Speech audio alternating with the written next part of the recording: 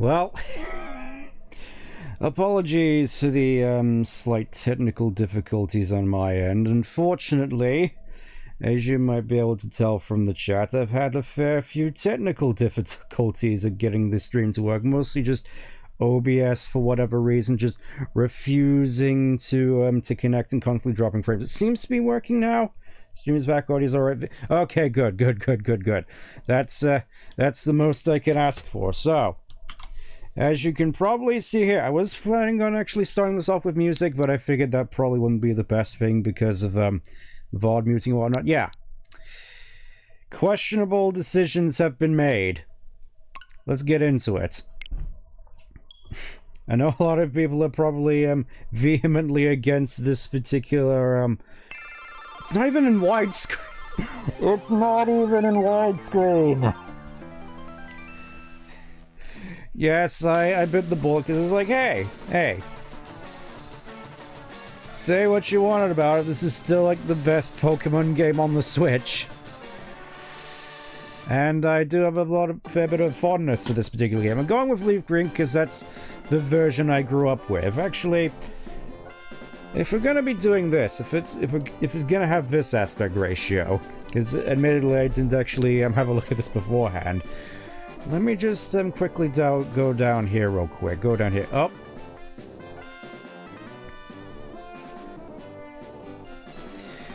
I forgot to add a couple of things over there into that particular version. Hold up. Give me a second. There we go. There we go. And, ooh. Again, you can probably tell just very scuffed stream so far. Paul, I do apologize. This was definitely a little bit short notice. Here we go. Good opportunity to talk about this. And yeah, exactly. That was sort of the intention.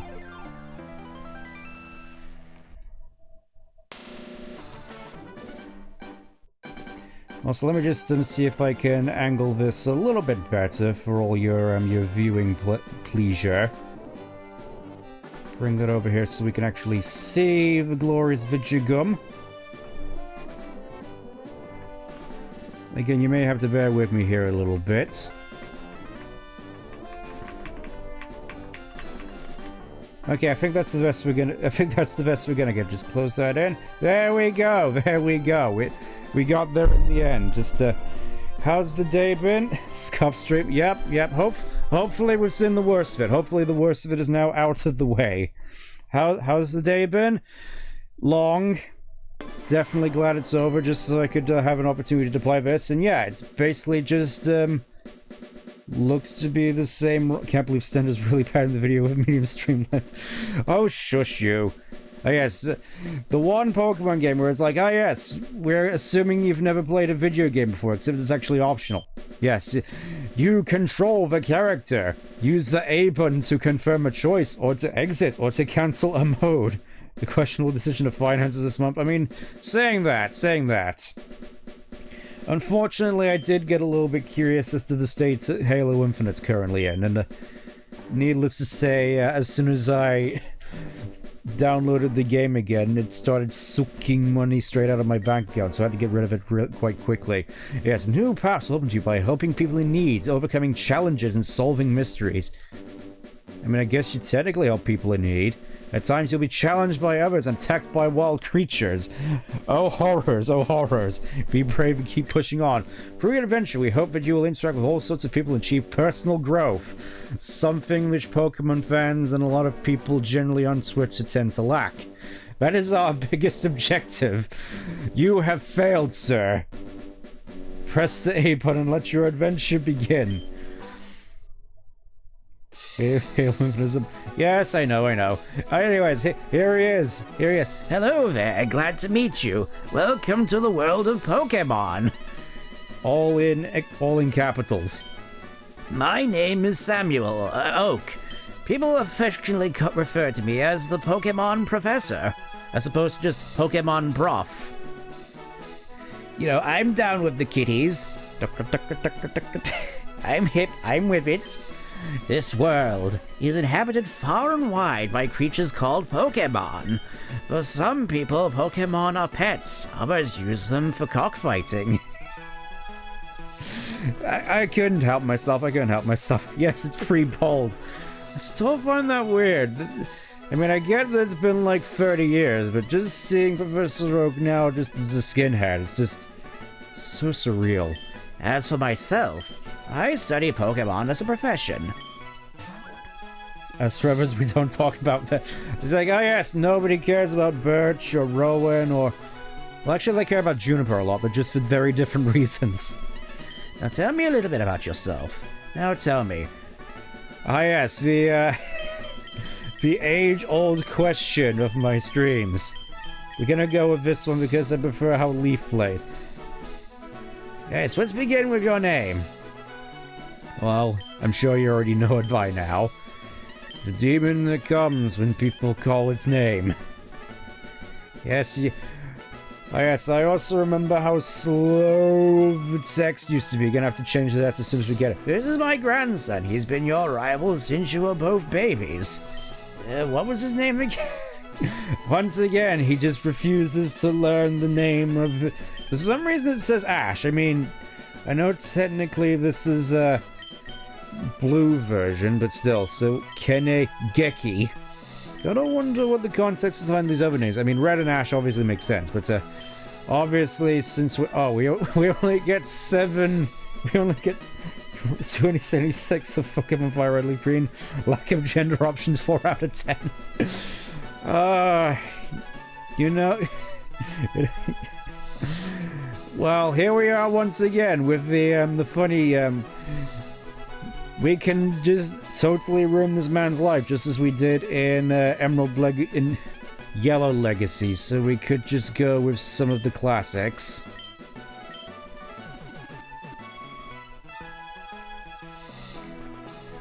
I gotta do obviously, I can't help myself but do this real quick. We could go with that. I mean, there's the classic. There's the classic. Yeah, obviously there's the classic. But I think for this, we're gonna go with the classic. You know, may as be at least relatively canonical. Was it Gary? That's right, I remember now. His name was Gary. You must apologize, I'm getting Alzheimer's in my old age. You know, along with the baldness and the lumbago. Anyways, your very own Pokemon legend is about to unfold. Again. A world of dreams and adventures with Pokemon awaits. Let's go. I mean, already it's going to be a middling adventure because there's no Gardevoir. Anyways. Yes, even now we get the nests. Which I think is, funnily enough, it's been a little bit. I'm fairly certain that, the original Red and Blue had, like, the SNES in it. Anyways, obviously stereo. Type, obviously this is a classic. Let's see what we got here. We got some pink, gray. I'm gonna go with the classic.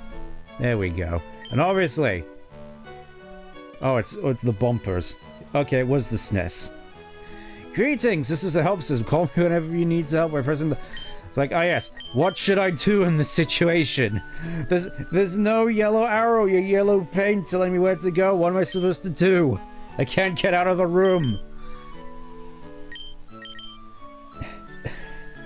I mean, I at least appreciate him in this game. It's at the very least optional, but I feel at this point, at the very least, this is when the series really started to be like, we don't trust our players to do anything outside of drooling out of their mouths. No mail here, not... Is there even mail in this game? Like, I know it's mostly a thing that was in, you know, Gold, Silver, Crystal, Ruby, and Sapphire, but, I'm fairly certain you can't exactly get me. Game Freak, where are my tracking markers with my yellow paints? I mean, obviously, welcome to the bed. You can't do this in Scarlet and Violet, that's for certain. You can't do this in Legends Are. You can't just climb into bed like this and, do unspeakable things on it. Anyways, enough messing around, Let's actually go downstairs. Right. All girls dream of traveling. It said so on TV. Oh yes, Professor Rogue next door was looking for you. So, fun little tidbit about Fire Red and Leaf Green. This movie on TV, a girl with a hair in pigtails is walking up a brick road. I better get going too, before Elton John starts playing in Nukes the VoD. Yeah. Nice little detail here. If you start off as Leaf, the film that your mom is watching is The Wizard of Oz, as opposed to Stand By Me in the original Wizard of Mordor. Oh yes, with all the remakes as well. Yes. At least I'm fairly certain it was Stand By Me in the original. I know it's the same in this if you pick Red. Yes, just a wholesome movie about a bunch of boys going off to see a dead body. I mean, I guess that's a decent fitting movie to add in with regards to this movie. What's next? The Goonies? Anyways, hey, wait, don't go out! Honestly, making me walk all this way. It's unsafe. Wild Pokemon live in the tall grass. Which, funnily enough, that one Pokemon used to be yeah, and I thought that was a very neat touch when it did it. Also, just, I know a lot of people are gonna say it, Final Fantasy 15 reference. Need your own Pokemon for your own protection. Here, I know, come with me. So we're not gonna be bothering with natures and IVs or anything, we're just gonna go through this, fairly vanilla, not that I'm able to actually do anything about it, because obviously I still have my my cartridge as well as Leaf Green on my Retroid and RetroArch on my at least I think I have it on RetroArch on my PC, so it's like I have all these different means of getting a of save manipulation, which obviously you can't do with this one. Anyways, Gramps, I'm tired of waiting. Gary, let me think. Oh, that's right, I told you to... Alright, already off to a good start, Professor. Just wait, here's Ted. There are free Pokemon here. The Pokemon are held inside these Pokeballs. What a novel concept. When I was young, I was a serious Pokemon trainer. You'll never actually fight me outside of fan games, however, so don't get your hopes up. But now, in my old age, I only have these free left. I donated them to the Goodwill. You can have one. Go on, choose. Hey, Gramps, no fair. What about me? Be patient, Gary. You can have one, too. Fun fact, in JP Pokemon Green, there's a bug where you're standing in the wrong sort of sort. You goes through a toilet, you don't instant... Ah yes, good old Pokemon Green. Held together with duct tape and hope. So obviously we got Bulbasaur. Very easy to raise in that it'll one-shot basically everything up to Erica. We got Squirtle, obviously. It's one worth raising because it's technically the best in the game. That is, if you don't actually plan on using any of the actual good water types like Starmie, which is actually in this game, and Charmander, which... I'm just gonna say, there's no reason to use Charmander in this game outside of wanting Charizard. Ah yes.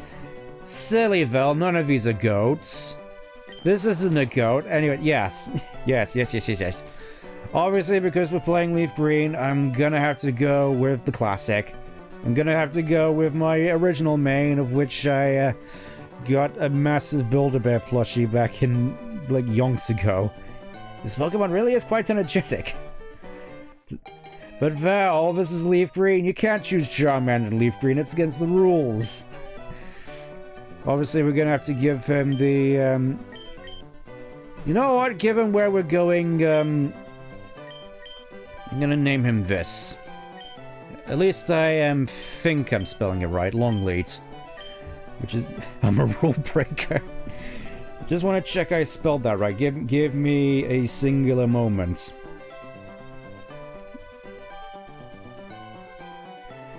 I'm not sure if it was with an I or... Okay, it was with an A instead of an I.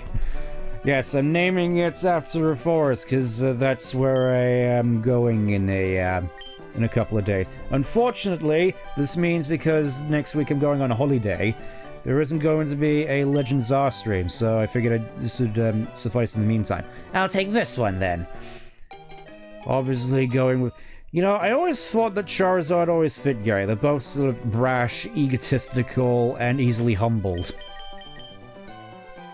Let's have a look. I'm not expecting much. Bold, that's not bad. That's not bad, all things considered. I mean, obviously we're not able to use Sludge Bomb, but were we gonna use Sludge Bomb anyway? I do gotta wonder. So, it's an encyclopedia, but the pages are blank. Ah yes, a Razor Jin must have gone into the Pokédex. Wait, Stan, let's check out our Pokemon. Come on, I'll take you on. Alright, let's get this over with, Gary. You and your Charmander. I mean, obviously, canonically, he has a Squirtle, but I don't care! Oh, for Pete's sake, so pushy as always. Stan, you've never had a poke...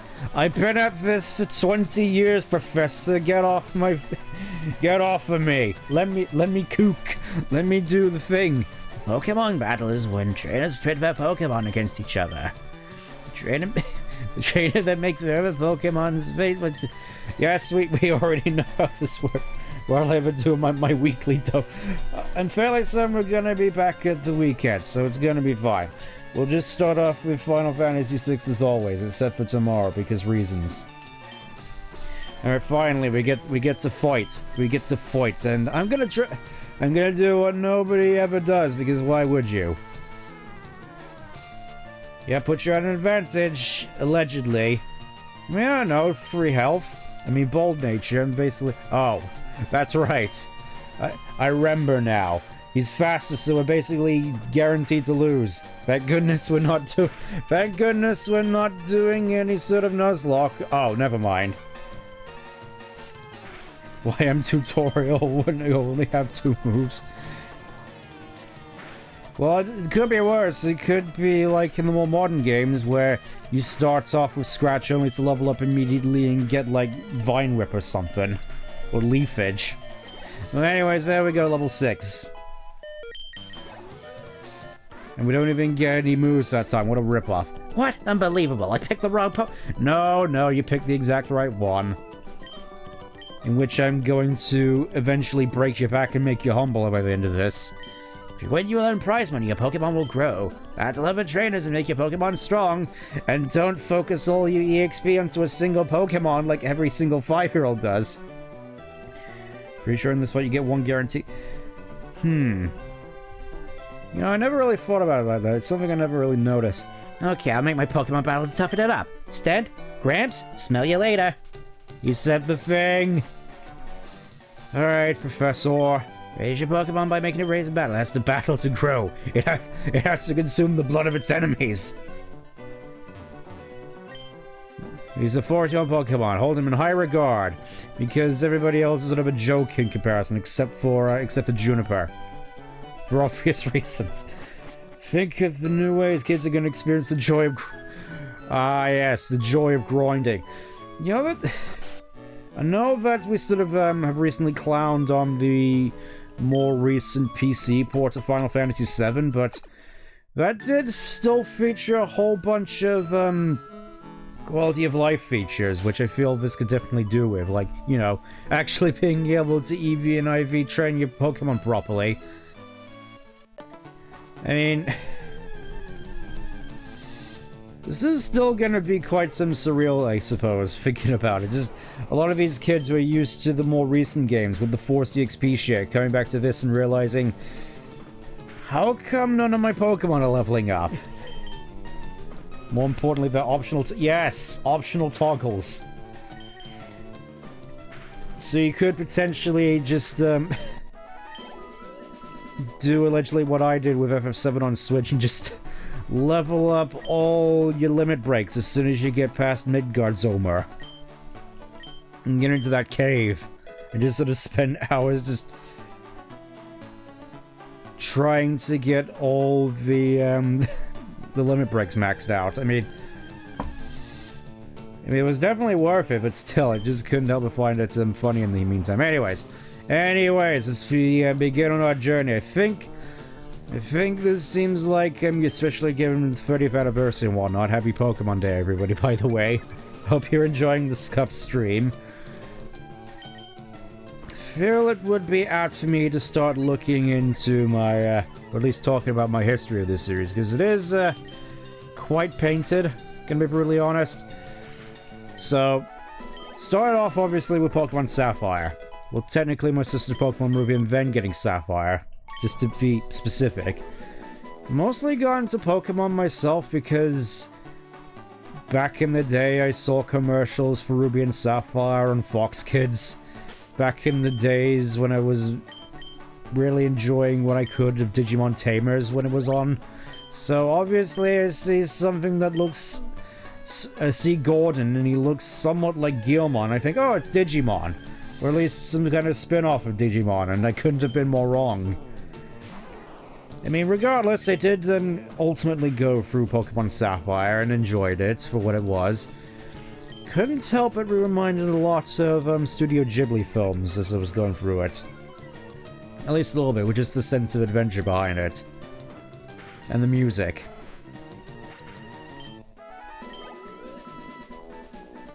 But obviously, between that and my second game, Colosseum, I didn't think I necessarily had full grasp of what the series is actually about until I got to this game. I want to say this was my third.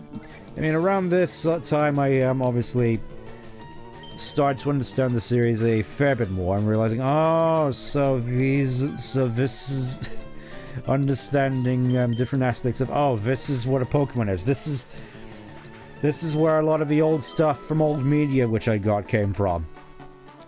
Because I was starting to get sort of second-hand Pokemon merch from the 90s. You know, back from the Pokemania craze.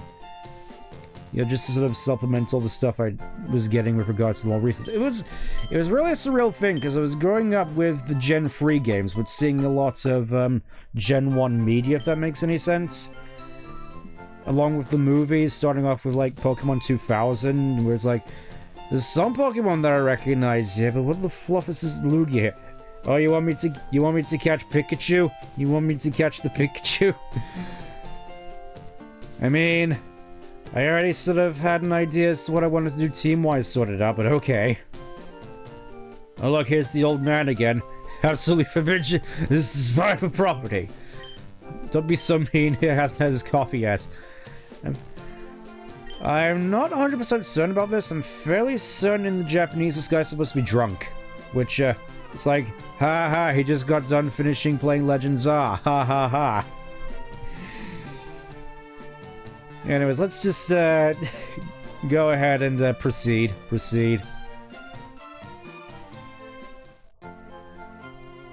Yes, I did come from Palit Toon.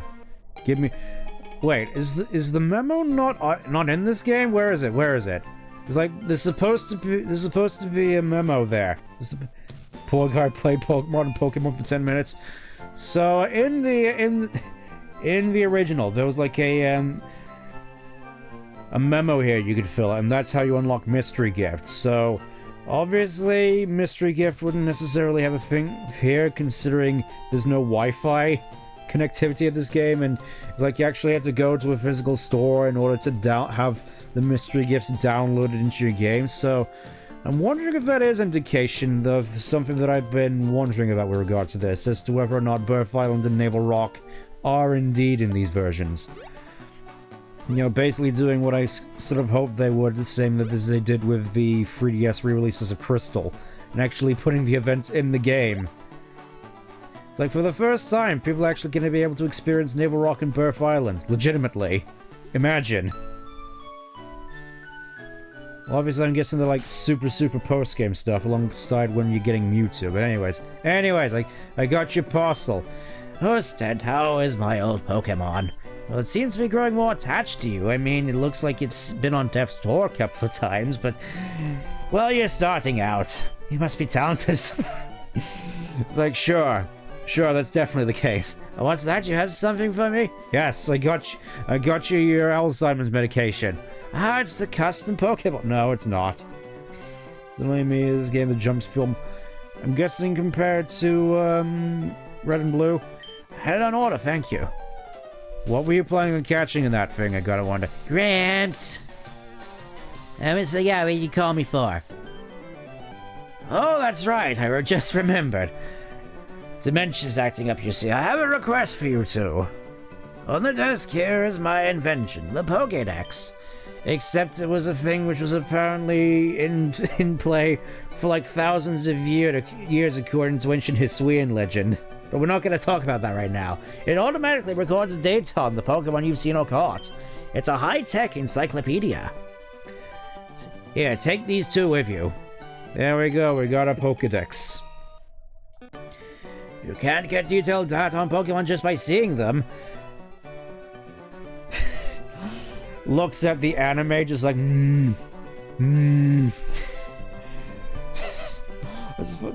It's just kind of find this so funny in hindsight. Just like, it's like, yeah, that makes sense for a gameplay mechanic, and then you just see the anime, and that's just not the case at all. You must catch them in order to obtain complete data. So here are some tools for catching wild Pokemon. Buy Pokeballs. When a wild Pokemon appears, it's fair game. Throw Pokeball at it and try to catch it. It won't always work, however. Every Pokemon can escape. You have to be lucky. This game is all about luck, Professor, I know. To make a complete guide on all the Pokemon in the world. That was my dream. And now I'm too old, I can't get the job done. I've got lumbago, you see. It's a very slow and painful death, my brother. So I want you two to fulfill my dream for me. Get moving, you two. This is a great undertaking in Pokemon history. Except considering I'm fairly certain it's like there's no Ruby, Sapphire, and Emerald, so how exactly are you supposed to complete the National Dex? It's like it's impossible for you to get Mew, it's impossible for you to get most of the Hoenn stuff. So it's like... Professor Oak sure does love his innuendos. Har har har. But yeah, that's something that's sort of been concerning me about these particular ports. The fact that, as far as I'm aware, there's no way to access a lot of the Gen 3 Pokemon in this, unless they've added a whole bunch of stuff, which somehow I doubt. I mean, they've made some changes, so I kind of hope that there are some Hoenn Pokemon in here, but somehow I doubt it. Alright, Gramps, leave it all to me. Hate to say, but you won't be necessary for this. I know, I'll borrow a town map from my sis. I'll tell you not to lend you one instead. Don't bother coming around to my place after this. I'm definitely coming around to his place after this. Yes, his last ever Pokemon. Which he will use... Which unfortunately he won't use to grind you into the dirt in the end game. As much as that would be awesome. So yeah. I feel one of my core memories with regards to Pokemon was around sort of this era, sort of 2004, 2005, with, you know, this, Colosseum, Leaf Green especially, Emerald, I feel 2004 in general was just arguably one of the peak years in video games, because obviously, and this is sort of on the lower end, along with stuff like Sonic Heroes, but you got, you know, stuff like GTA San Andreas, Snake Eater, Half-Life 2, Halo 2, it's just... In terms of gaming background, even if most of it was imperfect, it couldn't really necessarily be beat by it, especially stuff nowadays. Gramps asked you to run an errand? Gee, that's lazy of him. Here, this will help you. Yeah, yes, just, pouring off his work on the younger generation. Peak gaming. Yes, exactly. I mean, I'm sure some people would disagree with stuff like 2007, and I reckon there is sort of a claim to that, but I'd still say 2004 was arguably my year of gaming. Anyways, we can now catch ourselves the silly rats. Well, so since we're doing this, I want to try something out real quick. It's that time again as we set forth on our adventure. It wouldn't be it wouldn't necessarily be perfect if I didn't do this. Oh yeah. We'll see how that looks for a little bit, but that looks more like it in my opinion. That looks like it's a oh shoot, a rat. Yeah, feel free to let me know how this looks and I'll just turn it off if need be. Anyways, I don't think it should necessarily be too difficult to catch myself a rat. There we go. I'm only gonna nickname team members, so rat just goes in the box when we get to town. Well, I mean as well, I do definitely another core memory now that I think about it. I did actually go back and get a lot of the Game Boy Pokemon games off of eBay, mostly Pokemon Blue, Pokemon Yellow, the trading card game, and Pokemon Silver. You know, before the battery ran out and I couldn't save the game anymore. And honestly, I did find it funny at the time, not actually realizing that going back and playing Pokemon Blue, I was basically just playing the same game as this, except coded even worse. And I got a lot of people do appreciate the jank, and there's a lot of nuances to Gen 1 that I definitely do appreciate, especially more sort of an advanced level, but I can definitely see why a lot of people are annoyed that we didn't actually get these games released on the Switch. And I'll just say it again. I'm pretty sure I've already stated this. One game which I really wanted to always see on the Switch. Sonic Adventure 2. It's like, it's on the PlayStation 3 and Xbox 360. There's no excuse. Oh yeah, I'm about to die here by the looks of it. Except not really, because this game apparently wants to hold my hand.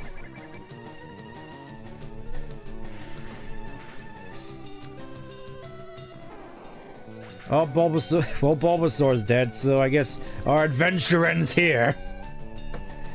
Defeated by a bird. We're already off to a good start, it seems. Let's just, I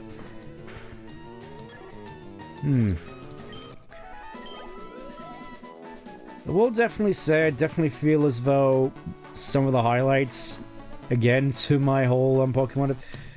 I really feel the peak to my sort of Pokemon-ness really sort of came about in 2005 with Emerald. I feel it's sort of like, alright, I actually get to go through Ruby and Sapphire again, except with actual context of of what series I'm actually playing. And honestly, playing through Emerald for the first time, it really was a magical experience. I can't help but feel. Just, I feel always, despite oh, there we go. It's like, ah, yes, the controls are basically what I assumed they'd be, for the most part. Get in the box, you. I don't need you here. You're taking up space for Pokemon I actually care about.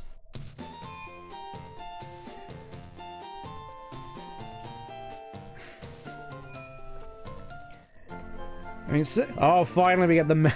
Okay, so I was wrong. The questionnaire is here. So... obviously, I know what I have to do. I know what I have to do here. Apologies for banging my microphone. So, obviously, we gotta do the thing here. We gotta do the thing. I'm not even sure if this is gonna work, but I'm gonna do it anyway. So, it's, I remember this off the top of my head. I remember... It's like, I don't remember anything from my A-levels, but I remember this. Sort of, a good indication of my priorities, I suppose. It's like, somehow I remember this off the top of my head, but not, all the stuff I learned in college. Okay, so, yep, that was it. That was it. I remember.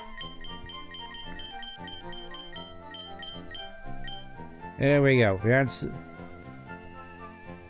Yes, let's see. There we go, it works. That must mean you must know about mystery gifts. But now you should be able to receive mystery gifts, except not really. Actually, I can't help but be kind of curious. I'm just gonna save up real quick. And, we're just gonna reset real quick. Soft resetting works the same as it did on the GBA at the very least, so I appreciate that. There it is, mystery gift. Wonder cards. Wireless communication.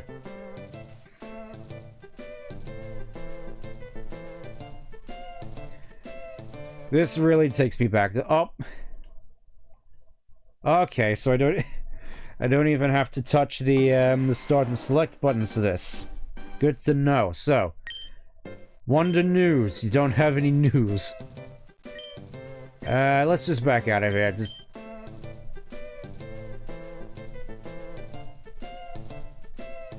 Okay, enough of that. As much as I'd like to chill here with that particular... Oh yeah, and this is, I think, the only game which actually introduces a a trainer log, for lack of a better term, where it's like, oh yes, last time you did these things. Hello, old man. Oh, now I've had my coffee and that's what I need to get going. What's that red box you have? Ah, so you're working on your Pokédex. Let me give you a word of advice. Whenever you got your Pokemon, the Pokédex automatically updates its data. You know. Yes, I do know how to catch a Pokemon, man. Suppose I better have to show you then. With a Weedle of all things. So guys, the infamous catching tutorial, which is how in Red and Blue is how you'd normally access Missigno, except we aren't allowed to learn about Missigno's existence anymore. It's like something that the Pokemon series is trying. I believe this is mandatory. Ah. You hate to see it. There we go, got Weedle.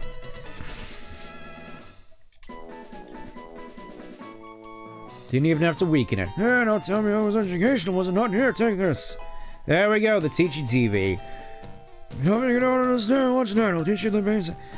This is something that I definitely kind of wish was in more modern Pokemon games. Just, here's this sort of, segmented off tutorial for you to understand how to actually evolve into a Type 1 civilization before playing this video game. Because I think from what you've probably seen from me playing Legends Are, it really feels like a lot of more modern Pokemon games are made for amoebas in terms of difficulty. Anyways, here we are with the RNG Manipulator's secret weapon. We're only going to see one of these. And here we are with the tutorial level music. Hello, all you trainers out there. Hello, trainers. Come on, let me hear you. Hello, trainers. It's me, the Poké-Dude. Today, the Poké-Dude's here to tell you how you can battle Pokemon. Say you're out on a stroll and suddenly a wild Pokemon appears. It's up to you to smartly use your Pokemon and their moves to reduce the opponent's HP to nothing and claim victory and execution points. I'll show you how to do that in person and for sure. Alrighty, here goes. Keep your eyes glued to the Super Poké-Dude show. He just immediately gets crumpled by a level 50 golem. It sort of reminds me of John Cleese. The speedier of the battles gets to attack first. Yes, just telling you how to play the Vigigum. I think this little goes without saying. Looks like my Rattata is faster than the Pidgey. Well, yeah, because he's got like 0 speed IVs. Because I know not talking to the old man Rain Blue is what you do to trigger the miss. Well, yeah, you have to, after doing a certain amount of things, you talk to the old man, then surf around the edge of Cinnabar, and then your skeleton rises up from the depths to attack you, and multiply all the items in your inventory. Well, did you get that? Even your own Pokemon's HP falls to 0 and it becomes unable to battle. Do not worry! Just take it to any Pokemon Center and heal it for free, mind you. Still have no idea how Pokemon Centers are actually able to keep the lights on. Alright, if he's seeing you, remember trainers, a good deed a day brings happiness to stay. Again, still wish that was actually a thing in the mainline games. I suppose, speaking of the mainline games, the whole news about Wind and Waves, we've finally gotten confirmation from the leaks that Wind and Waves is indeed a thing, and honestly, from what I've seen of the leaks and of the trailer, I'm kind of surprised, actually. Kind of surprised after everything I saw in Legends On, that, oh, this game doesn't actually look embarrassing. It's like, it's gonna be hilarious, honestly, comparing how Wind and Waves look compared to Legends Are, with its painted on windows. And just being like... Honestly, if Game Freak just... The way I see it, right? The way I see it. As far as I'm aware, I'm only speculating here, so don't take my word on it. It really feels as though sort of the... sort of A-team of Game Freak has been working on, working on Wind and Waves basically since Scarlet and Violet were done, so they've actually had a decent amount of time to actually work in it for once. And then they just sort of had the B team working on the DLC and stuff like Legends Are. And fairly certain the B team was also working on Legends Arceus, except, you know, that they actually had time and resource. And I'm fairly certain, correct me if I'm wrong here, Legends Arceus had a bigger budget. Because I know the big thing about Legends Are is the fact that its budget is basically just a fraction of what they did, of the budget they did for that that Super Bowl commercial they did earlier this year. So it's like, oh yes, just put all the money into advertising and merchandise, because everybody's just gonna buy the game anyways, which I kind of hate that fact. I've always hated that fact ever since Sword and Shield, which is why I never got Sword and Shield. But part of me kind of feels that, at least so far from initial impressions of the trailer, part of me kind of feels is that the sort of the higher-ups at Nintendo sent basically a hit squad around to Game Freak HQ, and it's just like, and just threaten them with like, you better actually make a game that's worth getting a Nintendo Switch 2 for, right? Our sales are in the toilet, so you better make a game that's worth buying. A game that makes a console, otherwise we're going to bury you alive. It's like, we know you need us more than we need you at this point. We're Nintendo, we're basically immortal. Even though that's probably... even though the apparent truth is probably it's the other way around, honestly. I kind of want to see if I can get a Mankey in here. Hold up, real quick. Hold up. There we go, there's Mankey. I figured at the very least I get this, because... really do hope the best for Gen... Me too, honestly, me too, because... as I've said in my post, that... it's one of those things where I really just want to like Pokemon again. You know, with no strings attached, no asterisks, just like... being able to get back to a bar of quality that was set, you know, with arguably the peak of Pokemon, which I'd say was around 2009 to 2012. I mean, I guess you could say 2008. Sure, let's throw Platinum in there as well, just, you know, sort of Platinum, Heart Gold, Soul Silver, Black and White 1 and 2. Generally speaking, those most stable JPGs came out since... well, yeah. I mean, I'd certainly hope so. It's like they've had years to finally actually try to properly optimize a Vigigum after all this time. And I'm fairly certain you mentioned this earlier, Vel, during a discussion we had. You mentioned that it looked as though they'd actually remade a lot of the models. Which, you know, about time. About time they finally got some new models, because... it's like they've been using the same models since 2013. The same lifeless, soulless models, not even the ones from Pokédex 3D, which were actually kind of... had the ability to emote someone. Instead, you just had these ones that look dead behind the eyes for basically a decade. I mean, I know that they improved them a little bit in Scarlet and Violet with actual decent animations and whatnot and texture work, but it'd be nice to actually see a lot of these Pokemon actually with new models for once, because a lot of them really don't look good. Especially makes it bad. They've been using all those models in Pokemon Go, which obviously sort of explains why they haven't been updated a whole bunch. Also, I find it funny with this filter, the male symbol is now green. So like, hey, it's fitting for the game we're playing. Everything is green now. Including my bitrate for the looks of it. I think the main thing that I fixed is just actually enabling dynamic bitrate, which for some reason I'd forgotten to do after all this time. It's something that I'm gonna have to mess around with a little bit more, because...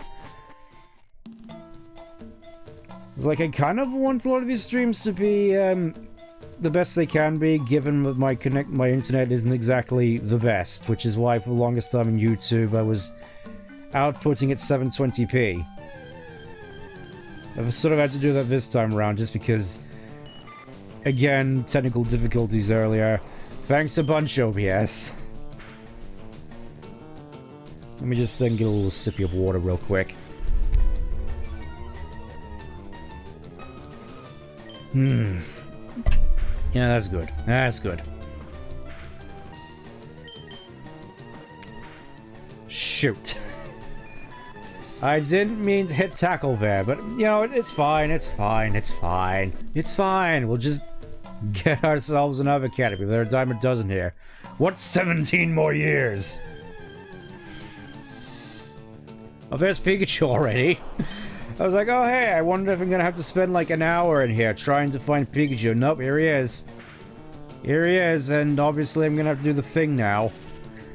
I swear, at this point, it really sort of feels as though alongside Gardevoir, Pikachu is just gonna become a regular on my teams. For a multitude of different reasons. Well, I suppose it's either Pikachu, Umbreon, or Gardevoir at this point. Imagine if you could actually get Gardevoir in this game. I mean, I'd be for it. Just, it'd be nice to have a Psychic type that you could actually evolve without trading first. Unfortunately, I don't have access to Sleep Powder yet, so we're just gonna have to, grin and bear it. Grin and bear it. Great. There we go. There we go. Just gonna move the microphone a little bit further away. Because it looks like as though you can hear me just fine. There we go. There we go. We got Pikachu. And obviously we gotta call him the funny thing. We gotta go with it. We gotta do it. Already rounds of... Yeah. Even I'm surprised by how quickly we found Pikachu. There he is. We found him. And adamant nature. Oh, that's the worst one. Outside of maybe... Normally pretty rare in well, yeah. Lucky me, I guess. Just a shame that it is adamant nature. I'm not gonna worry about natures here, because obviously it's fire and leaf green. You basically have no control over it unless you really get deep into RNG manipulation, which... Obviously, I'm not the most well-versed in it. I do, gotta appreciate just the lengths and depths that people have gone to really get the most out of RNG manipulating these games. Because, I gotta say, it seems a whole lot more complicated compared to, getting a gold chocobo in FF7. I'll just say that much. Also, can I actually land a hit, please? Can I move?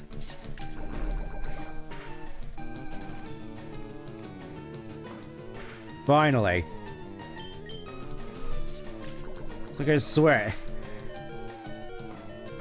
It's like already it feels as though we're struggling. Anyways, let's get Weedle. Let's get Weedle.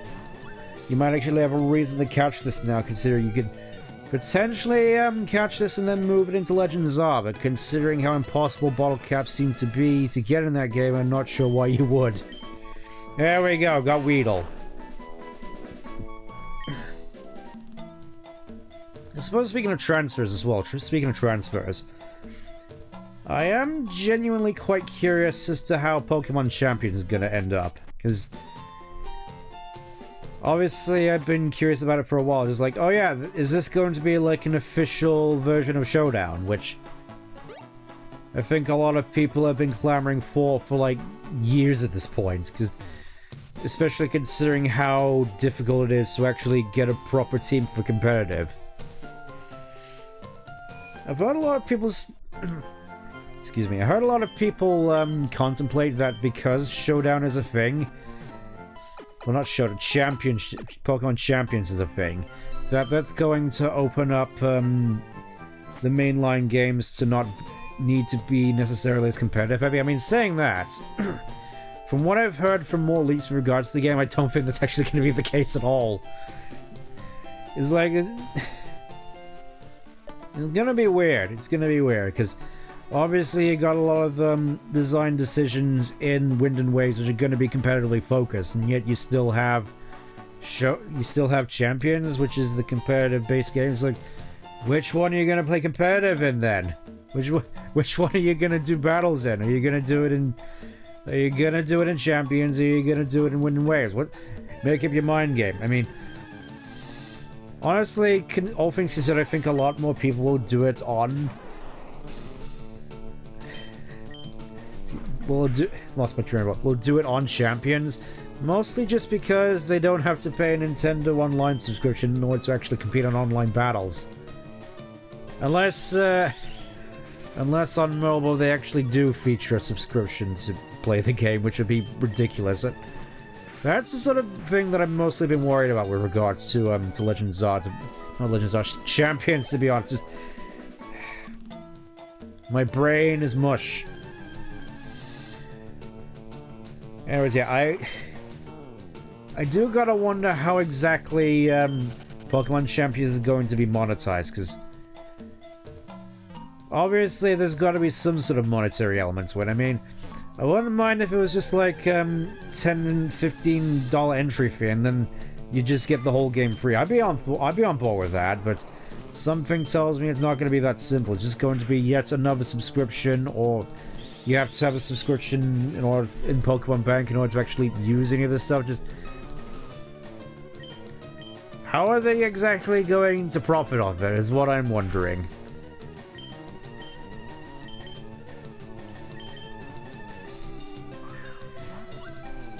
Because I do gotta wonder, especially with how you got some, what was it, Wavy Chew and Windy Chew? Just like, oh yes, we got these interesting looking Pikachus in like a cowboy hat, and I do gotta wonder if that's sort of any indication that we're actually gonna get Pokemon cosmetics. Is that something which I know I've been ringing the bell of for like ages at this point, but I feel it goes without saying that it's something that I definitely am interested in seeing in this series. Anyway, let's put Val out first. Let's put Val out first, just to get some experience.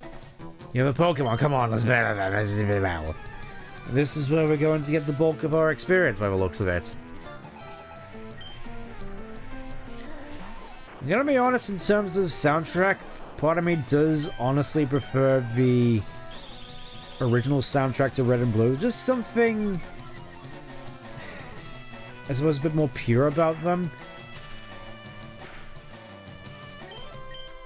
I don't know, there's just something about what they do to the melodies in this game a lot, which I'm not too big of a fan of. Just, I feel trying to put their own spin on it, I suppose, and it just doesn't sound quite as good compared to Red and Blue or even the anime. Especially the anime, because hearing the trainer battle theme in the anime back when I actually watched it on like Pokemon TV, which, remember that Pokemon TV? Anyways, I digress. I feel as though that iteration is definitely my favorite version of that particular theme. I know it also appeared in like Melee with Pokefloats, and yeah, I still prefer how it sounds in the anime, personally. Yeah, this is also a showcase. Yes, you can actually get more experience in trainer battles. What do you think of that? There we go. Static already getting to work. I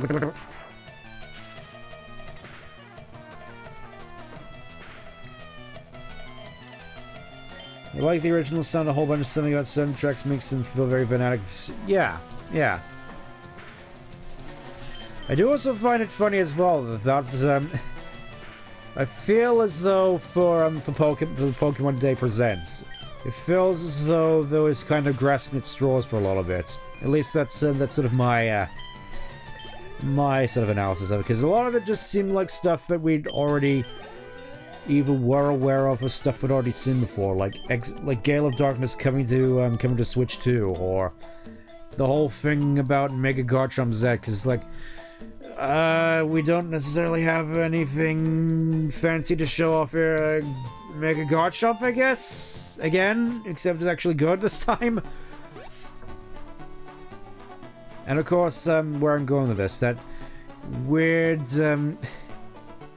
how do I put this? That weird sort of cartridge player that plays different tracks. Just, why not just release the tracks officially on Spotify? Or something to that effect. Are they already on Spotify? I'm not sure. I uninstalled Spotify a while ago, to be perfectly honest. Just,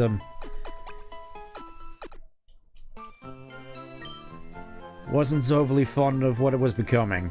Which is a shame as well, because I used to listen to it a fair bit. Anyways, let's... Okay, so it's the Y button, which is select. Okay. Get in the box, you two. Get in the box. Nothing to see here. I suppose since we're here, we may as well get another Pokemon, which I definitely want to get for later. It's a surprise tool that will help us later. Also, I kind of forgot just how slow-paced the start of this game got. Gonna be brutally honest. Guess it's just walking speed is the problem. Just feels as though we go slower than dirt sometimes. Wow, look at that, a whole level 2. Imagine that. Just thinking as well, if we get the chance, Body Slam might actually be a decent thing to put on this Pikachu. I mean, obviously, I doubt that we're gonna get access to a Light Ball at any point. Even though on Pikachu that would be pretty awesome. But yeah, just... something that I'm not worried about. It's just, after so much experience... Oh, Spearow. It's time to, get attacked by a whole swarm of beams and nearly die in the process. This is part of my gamer brain which sees anime and it's just like, ooh, this Pikachu's no good, even though that's like, it doesn't necessarily matter, all things considered. Oh, I mean, that's something that I definitely sort of appreciate, Yellow Legacy for doing, where it's like, oh yes, we've made some stuff like DVs more easily readable, but it's not something you should necessarily worry about, because you don't have much control over it anyways. It's good. Don't say that, Val, you're not awful. You're very talented. More talented than I am. This whole thing being sort of case in point to that. You know, I've never actually used the Spearow properly. It's just one of those Pokemon that are always just sort of resigned to the box, or in this case, just put in the box until I need it in order to get Farfetch later. And speaking of which, I never actually used Farfetch that much either, just... It really feels as though when it comes to these older games, that generally speaking, you have a tendency to just not bother with stuff outside the Pokemon which you know are already quite good. I mean, at the very least, this time around, I want to try and get some stuff which is a fair bit more unconventional. Just...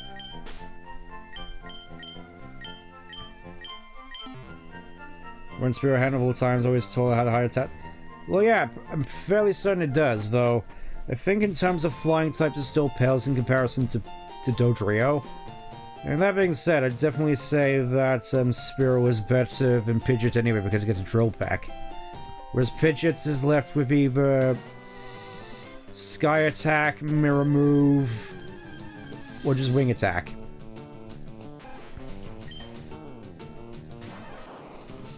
I want to see if I can get a Nidoran in here for later. I want to get Nidoran.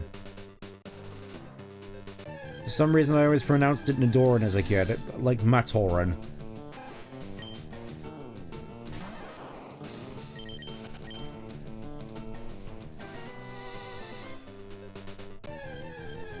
I suppose I'm talking a little bit more about that, the presents that we just saw, just trying to recall a fair bit of stuff, so you may have to bear with me.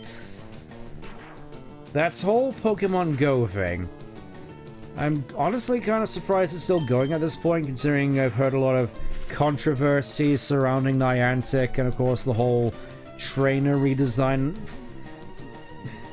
bungling, which nobody liked, where every single trainer just looked hideous. My comparison to actually looking, well, not great, but still better than how they look. Anyways, we're just gonna go up and fight Gary here real quick. May also get that out of the way. I mean, we don't necessarily have any reason to do so, but we may as well. Hey Stan, you off to the Pokemon League? Forget about it. You probably don't have any badges, do you? We're going to let you through without them. By the way, did your Pokemon get any stronger? I mean, yeah. Did yours? Somehow I doubt it. Oh, starting off with a Pidgey. Level 9. Fantastic. Alright, give him your best Thundershock. Yeah, I definitely think coming here at this point was a bit of a mistake. Oh. Well, Pikachu definitely put up a better fight than I was anticipating at the very least. Whatever though. Long lead. Long lead. It's time for you to show your quality, my friend. Oh, sound attack. Fantastic.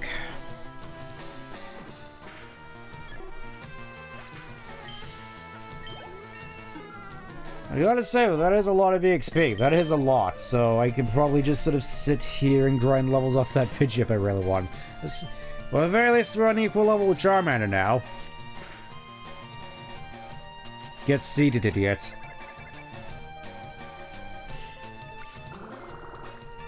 And this is how I'm going to win. I'm just going to growl at you so that I can eventually outlast any damage that you put out. While she just slowly will you away. This sort of thing is why I've always been a bit of a fan of damage over time when it comes to Pokemon. Really big fan of stuff like Toxic. At least in the earlier gens. Is you could just sort of sit back and just sort of let the Pokemon die in front of you. I kind of feel that I probably would have perfected this a little bit more had I gone a little bit more into competitive, to be honest. I mean, either that or just going hyper-offensive, as most people are wanting to do. Oh. Right.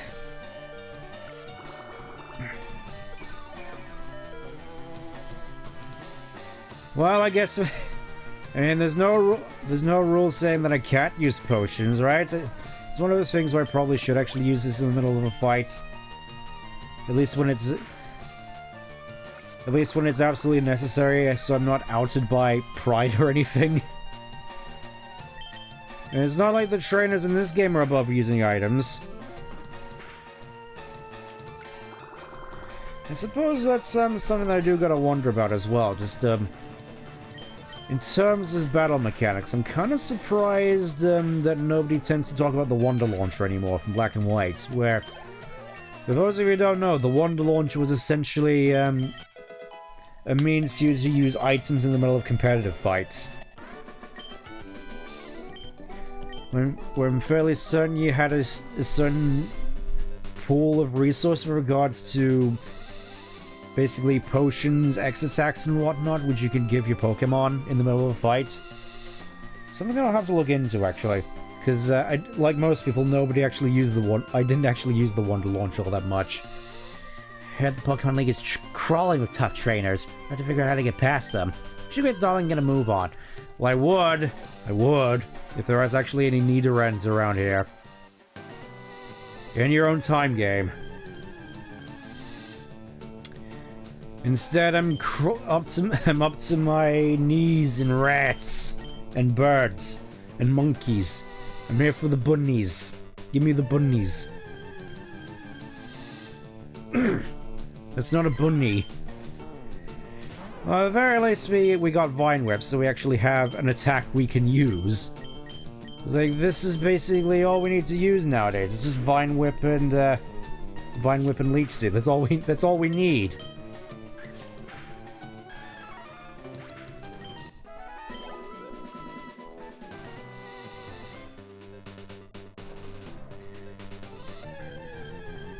Obviously, since we are playing for Leaf Green, eventually I'm sure we'll find it. It's just, again, this is just like back in when I was playing Yellow Legacy, trying to find a Mankey.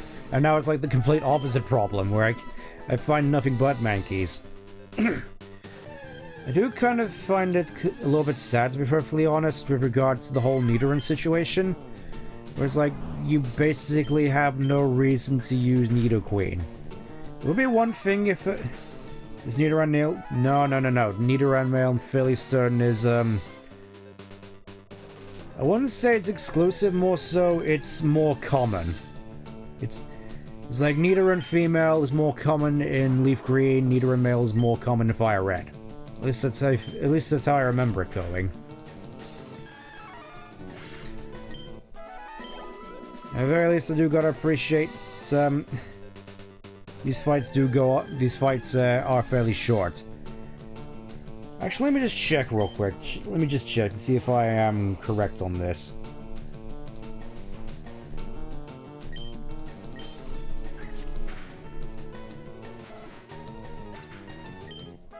At least I think it was Route 24.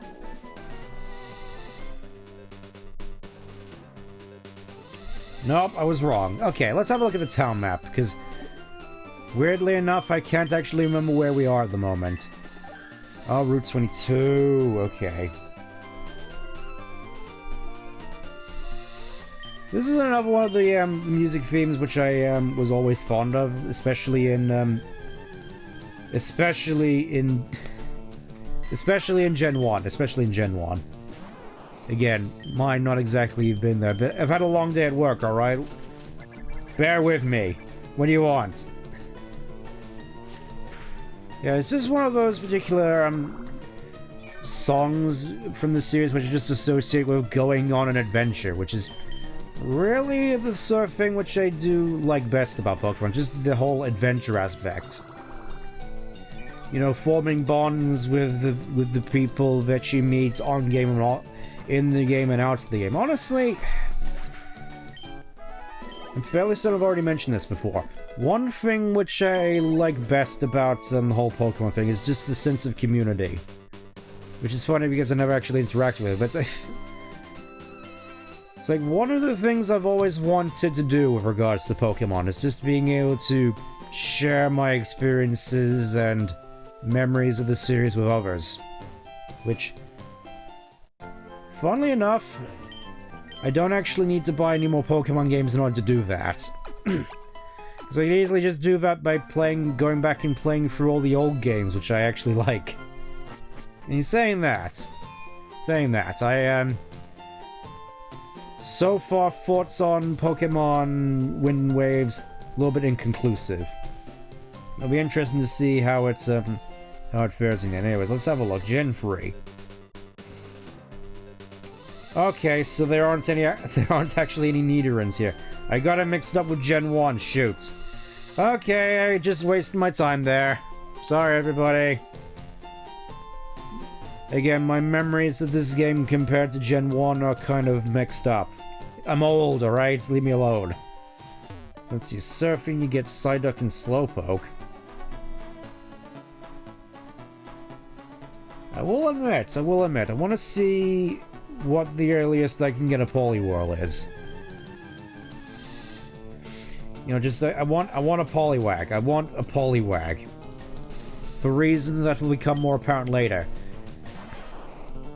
I don't know why I'm looking forward to doing that with Gen 10, really hoping they don't drop the ball. Well, I think a lot of people are hoping they don't drop the ball. But considering Game Freak and the Pokemon Company, there's a sense that they haven't really earned the benefit of the doubt, if that makes any sense. It's like people are sort of going into this assuming they're going to drop the ball, unfortunately. Anyways, let's see where the earliest I can get Poliwag is.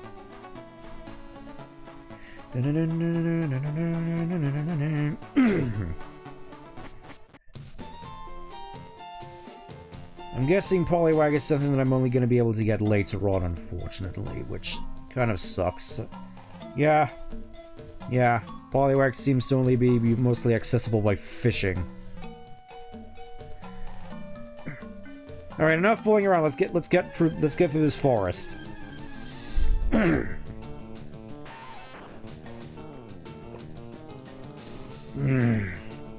It's nice bit of water. Is there a problem, though? Nidoran male is in leaf green, but oh.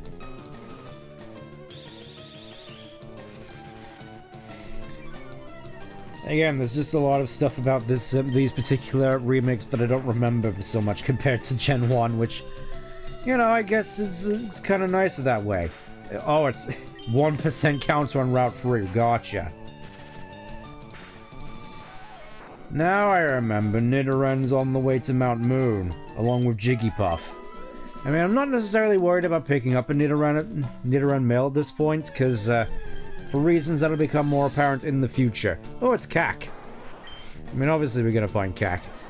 Well, I mean, this is definitely something that I definitely miss compared to playing Legends Arc. The sense of actually having a sense of mystery, like, ooh, what am I actually gonna find in the tall grass?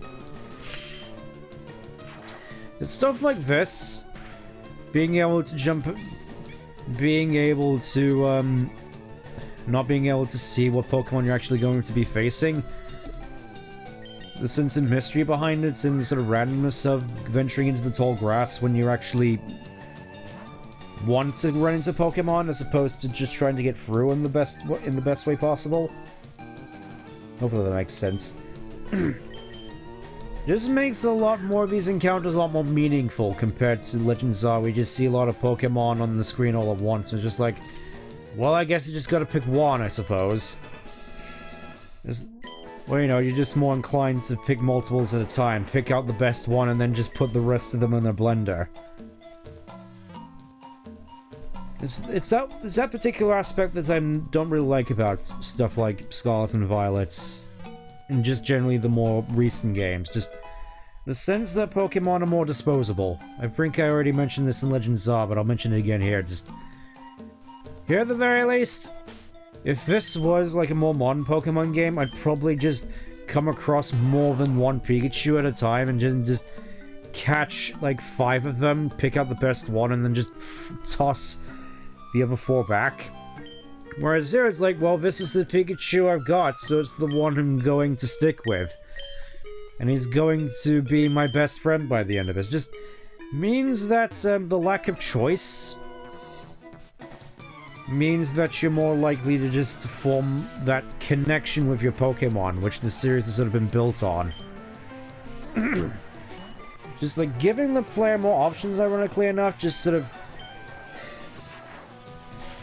makes the connection between trainer and Pokemon less prominent. I think that's a decent way of putting it. Because obviously, I feel as though when it comes to people actually forming bonds with their Pokemon, it's either just the ones that they just, I suppose in a more casual sense, the ones they just found along the way, hyper-trained them up to be actually decent and just left it at that, or the Pokemon that people are growing attached to now are more so the ones they spend hours grinding to find a shiny for. I think that's the unfortunate truth about it, is that the only time where you actually find more meaningful connections with your Pokemon in the more recent games is when they're shiny hunted. Or if it's just more sort of a arbitrary, artificial sense of rarity to it. I think that's a good way of putting it. Which is a shame as well, because I've been perfectly fine with the prospect of giving more agency and freedom of expression to players. Like the whole customization thing. I feel there has to be a sort of balance, to be perfectly honest, in that... What's a good way of putting it? I feel the older games definitely had this bit of sense where sometimes the lack of choice meant that...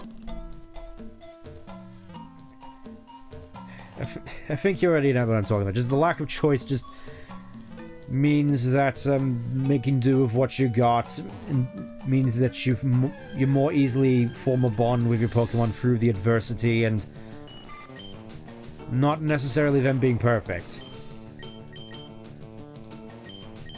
It's the imperfections, really, that allow you to bond with your Pokemon, really. It just makes it feel more personal that way, as opposed to just having a perfect IV maximum EV trained Pokemon just dropped into your lap, just like, have fun! Like, I get that being a sort of... The way I see it with regards to... What are you looking at, sir?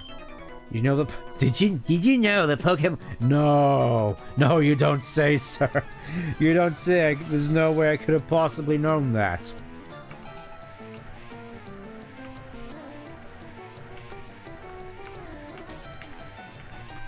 I feel as though my model's acting up a little bit. Maybe it's just me. Give me a second. Oh, yep, everything seems to be working. Just wanted to double check. Again, very scuff streams at best. Did you know? Oh, I'm never going to be able to see the back of that at any point in time. It's just going to haunt me for the rest of my streaming tenure. Did you know that Pokemon are also considered monsters? No, you don't say. I could never have possibly, have considered that concept. Considering Bulbasaur looks like a dinosaur, and Charmander looks like a dragon. There we go, we get Thunder Wave, nice. Like, surely the third canopy will be what does them in.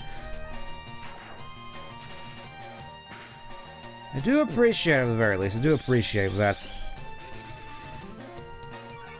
You can definitely get some decent experience here. With that being said, I probably should focus a little bit more on Bulbasaur. I mean, I say that, he's probably gonna want to choose Shot Onyx anyway, so it doesn't necessarily matter.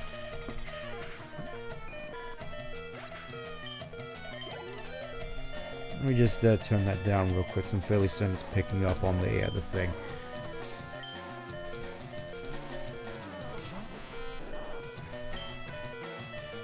You know, I'm just gonna switch out. I think Pikavel has had his turn in the limelight. Hopefully this one doesn't consider just offing himself because somebody gaslit him into doing so. I'm still not gonna let that go, mind you. Just seeing that, I don't remember that at all in Explorers of the Sky, and yet it was just a thing. It's just, wow, the post-game of Explorers of the Sky was wilder than I could have ever considered. Yeah, sure, let's just, we'll go with the tackle. We're in no rush here, we're in no rush. You're gonna fall down any wall backs. Well, yeah, he's... We've already seen him basically stand by whilst the Totodile punched a Dialga with one punch. Boy has submitted team he's got to work through. Oh yeah, just seeing the trauma of having his best friend be erased from history in front of him. That's bound to leave some scarring. You know, I do gotta wonder what he's doing here after all these times. Am I breaking up the team? Am I breaking up Team Science by doing this? Obviously just a lot of... I'm fairly certain the kids call these deep cuts. There we go, there we go. I'm fairly certain there's nothing else interesting for us to necessarily get here unless we find a Metapod.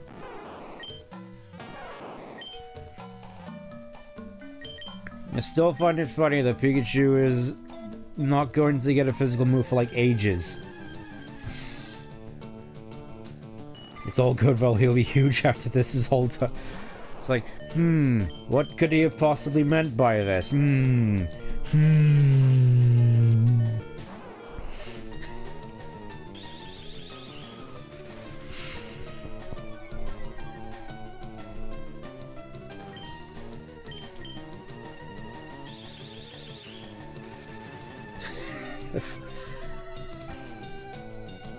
I feel as though I've run out of commentary a little bit, because it's like, yep, Viridian Forest. We've been through this, like, how many times so far? It is still what it is, just we already got Pikachu, so the interesting bit's already out of the way. I do gotta wonder, though, how many times is this place gonna be recreated? One thing which I am wondering about, Pokemon Kanto. I mean, obviously, it's another showcase of the Pokemon Company being strangely based by having, like, body health sort of checks to make sure you can actually climb stairs. Which I can't ever find funny, all things considered, just like, knowing that a lot of fans aren't exactly in the most, healthy physical conditions. And it's just like, well, this series is about walking around, traveling, and catching Pokemon. You better actually be able to walk around, fatty. Bound to be a few dry spells. Yeah. Hopefully that isn't the case with 6. But I can kind of see it being the case with 6, to be brutally honest. Yeah, I think we could just run. Now I need to visit Pokemon Kanto.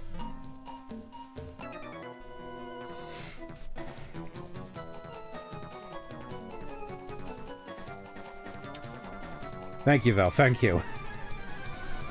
I was just about to get on that. Anyways, yeah. need to visit Pokemon Kanto? Well, it's in Japan, so you may need to save up a little bit. It's a shame that I, yeah, it is a little bit of a shame that I, saved my Japan visit for last year as opposed to this year, because, well, admit, going to Pokemon Kanto at least once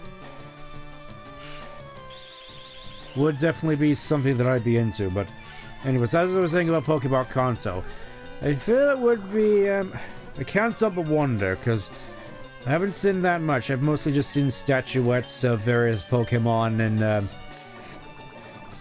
want to visit Japan. Well, yeah, I definitely recommend it. I definitely enjoyed it, even though my particular trip was a little bit hectic, just going helter-skelter all around the country. Probably wouldn't recommend going that route, maybe just, going on the bullet train once or twice just to say you've done it. Even though, I will definitely say, the bullet train was definitely one of the best trains I've ever been on.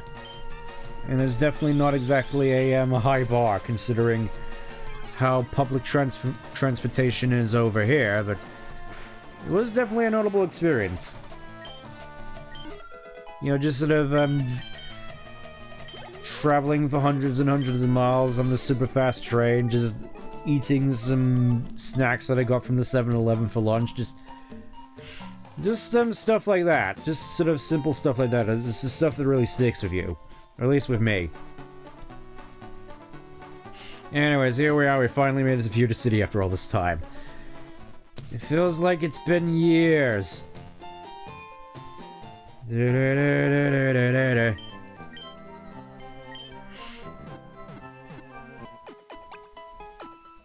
That would be... yeah, but the main thing I'm wondering, if they do actually include Viridian Forest, is it going to have the same layout as in the actual game? Because I know they did that with Santaloon Forest in X and Y, so it's like... the precedent is there for them to just reuse layouts like that, so... are they going to do that? Part of me thinks maybe they will. And it would be cool to actually go through the real-life Viridian Forest. And that's something I'd be down for doing. That would be hilarious. Well, yeah, it's... you know, this series is basically all but marketed on Kanto, so it kind of makes sense for them to try and do that. But I do gotta wonder, though.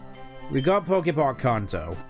Does that mean we're gonna get, like, Pokepark Unova, Galar, and Kalos at some point? Because, I don't know, I'd be down for a Pokepark Galar.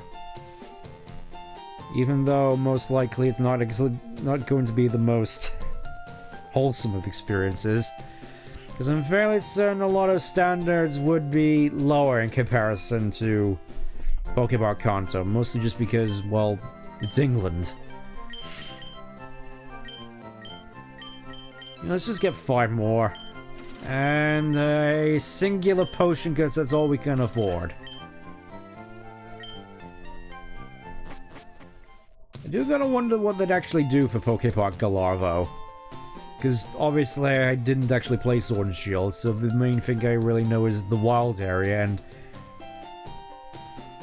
embarrassingly bad pop-in, which makes Sonic Frontiers look good by comparison. Anyways, here we are. Here we are, we finally made it. Pewter Gym. Do you dare dreaming of becoming a Pokemon champ? Do you dare becoming a big shot? I'm no trainer, but I can advise you on how to win. Let me take you to the top. You know what? I'll pass. It's a free service that's gonna happen. Oh. It just continues into it. The first Pokemon, match the list, changing order, gain advantage. Try different orders. Well, I already know which order I'm gonna go in. It's the one that's gonna give Vel experience. Stop right there, kid. You're 10,000 light years from facing Brock. I mean, he's right in front of me. He's like a meter. He's like 15 feet, if that. Going by D&D rules. You know what? Let me just switch it off real quick. Let me just switch off the filter. I think I've made my point. There we go. There we go. Nice and clean. Like, oh no, we're basically in the same situation as the anime. What will we ever do? Or just switch to the grass type.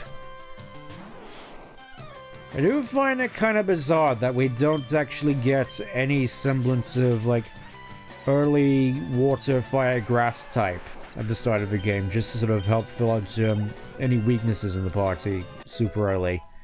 Maybe I'm just too used to Yellow Legacy in that regard. Because, wow, you really are just kind of screwed here if you start off with Charmander. I mean, you do get Mankey on Route 22, so at the very least you have something, I guess.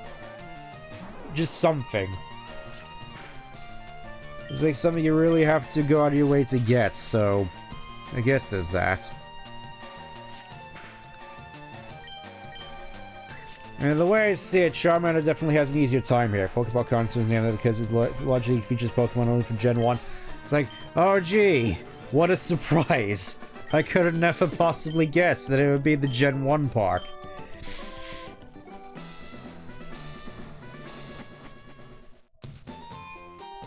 I mean, saying that. I did go to a lot of Japanese gardens back when I actually visited Japan, like stuff in Hiroshima especially. I do gotta wonder if they'd sort of lean into that more if they ever did Pokemon Johto. Pokepark Johto. The Pokemon Forest is a pretty big forest, so the part of... Yeah, it's just a whole bunch of statues, which... I know there's some rides there, part of me kind of wishes there was a little bit more than just statues, to be perfectly honest. Just, hey, the Pokemon Company doing the bare minimum, who would have thunk it?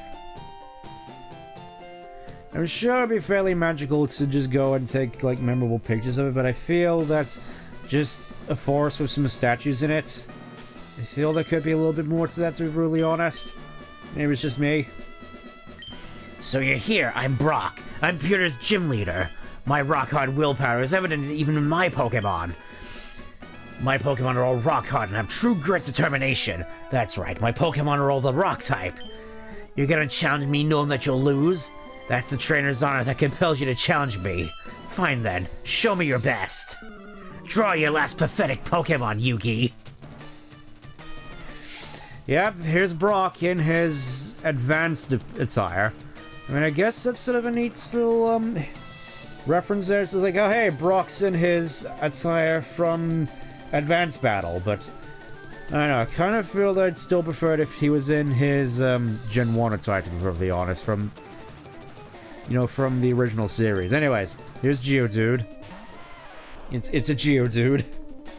Brock put his shirt... Yes, he actually does have a shirt on this time, unfortunately. I mean, I've seen a lot of ROM hacks which, or at least a fair few ROM hacks which, let's just say change it. That's an eloquent way of putting it, just changing it. Yeah, just casually one-shot Geodude right there, just... Yeah, easy come, easy go. And, of course, we get Onix. Yeah, sure, let's... It was like, yeah, sure, let's bring out some Pikachu against Onix. Let's recreate the anime. We can only imagine how well this is gonna go. Yeah, let's go Growl. You actually allow Pikachu to shine here a little bit. Never mind, he's going right back in. And thankfully, Brock actually taught his Onix a move that isn't terrible, and that he actually taught it Rock Tomb instead of Bide, because Bide is terrible. And Rock Tomb, well, I guess the mentality of, well, it's a Rock type move. You get it from Roxanne in Gen 3, so sure, just pluck it on Brock as well, even though he never got a chance to use it here, because Bulbasaur is just Bulbasaur. I took you for granted, so I lost. I wouldn't have possibly conceived that Blue Eyes White Dragon could possibly be defeated. As proof of your victory, I confer to you this, the official Pokemon League Boulder Badge. All one word. Receive the Boulder Badge. Yay! Just having the Boulder Badge makes your Pokemon more powerful. It also enables you to use the move Flash outside of battle. Of course, the Pokemon must know Flash to use it. Yay, we win. And we get Rock Tomb for our troubles, even though I don't think any of our Pokemon... My Pokemon just went rock hard enough. Yes, we know how TMs work, the single use here. Those boulders to lower speed, and you only get one of these per save file, so you better use it well or not at all. Statement of Pokemon official league badge implies fraud badges. Well, yeah, I'm fairly certain there are a whole bunch of fraud gyms in the anime. At least as far as I'm aware. And saying that as well. One thing that I definitely do remember from the anime. Gary's 10 badges. Was reminded of an episode where someone was flowing to Ash about how they had 9 badges. Gary had 10 badges. And that was before he went off to get absolutely crushed by Giovanni's Mewtwo. And according to the badges that Gary actually won, he went to like 7 or so gyms that don't actually exist, as far as I'm aware. At least I think that was the case. Anyways, let's go talk to this man. Oh, Stent. I'm glad I caught up to you. I'm Professor Oak's aide. I've been asked to deliver this, so here you go. There we go. We finally get the running shoes. There we go. Only when there's room to run. I mean, you can't... No full auto in the buildings. Dear Sten, here's a pair of running shoes for my beloved challenger. Remember, always cheer if you don't ever give up. From Mom. Aw. And there we go. We can finally actually move at a decent speed. I definitely do miss from Heart Gold and Soul Silver actually being able to toggle the running shoes. There was so much quality of life stuff in Heart Gold and Soul Silver that I wish was added in some more games, and it just wasn't, and I can't help but get mad about that, because Heart Gold and Soul Silver are just my favorite games, arguably. It's like you had all the good stuff from Gold and Silver, and none of the bad stuff. It's just... It was a win-win situation for everybody involved.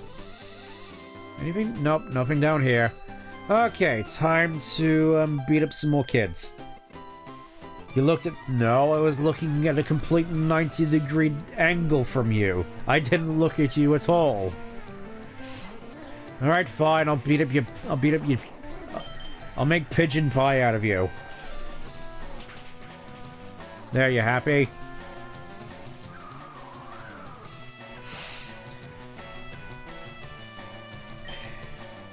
I suppose thinking more about my sort of Pokemon history. I mean, obviously, I feel generally... I mean, I've already yammered on about my time with the GBA games. Ooh, finally we get Quick Attack. I definitely do feel as though one particular... Definitely had a lot of good times with the Mystery Dungeon games when they came out. At the very least, all the ones that weren't Gates to Infinity, which I just skipped. I kind of regret skipping, to be honest, but I skipped it. I kind of feel as though my sort of grip on the Pokemon series sort of lessened over time, especially when we get to the DS era. Because outside of, like, the Mystery Dungeon series, I don't think I necessarily partook in too many of the side games, because I know there was quite a few, like Troze and Conquest. I did play the first 2 Ranger games at the very least. Well, mostly the first one to get Manaphy, like everybody else did. Still fun, still mad that you can only get 1 Manaphy per save file, though. 1 Manaphy for cartridge, to be accurate. Like, even if you restart the game, even if you do a complete, like, save wipe, you still can't get another Manaphy, which I always found annoying, because, like, whatever reason is there to play Pokemon Ranger? I mean, I could potentially play it on stream, at some point. Yeah, that's still crazy. Yeah, that is still crazy. And especially the fact that's, like, one of the few ways that people can actually shiny hunt Manaphy. From that 1 Manaphy that you get from Ranger. Good luck actually getting one, though.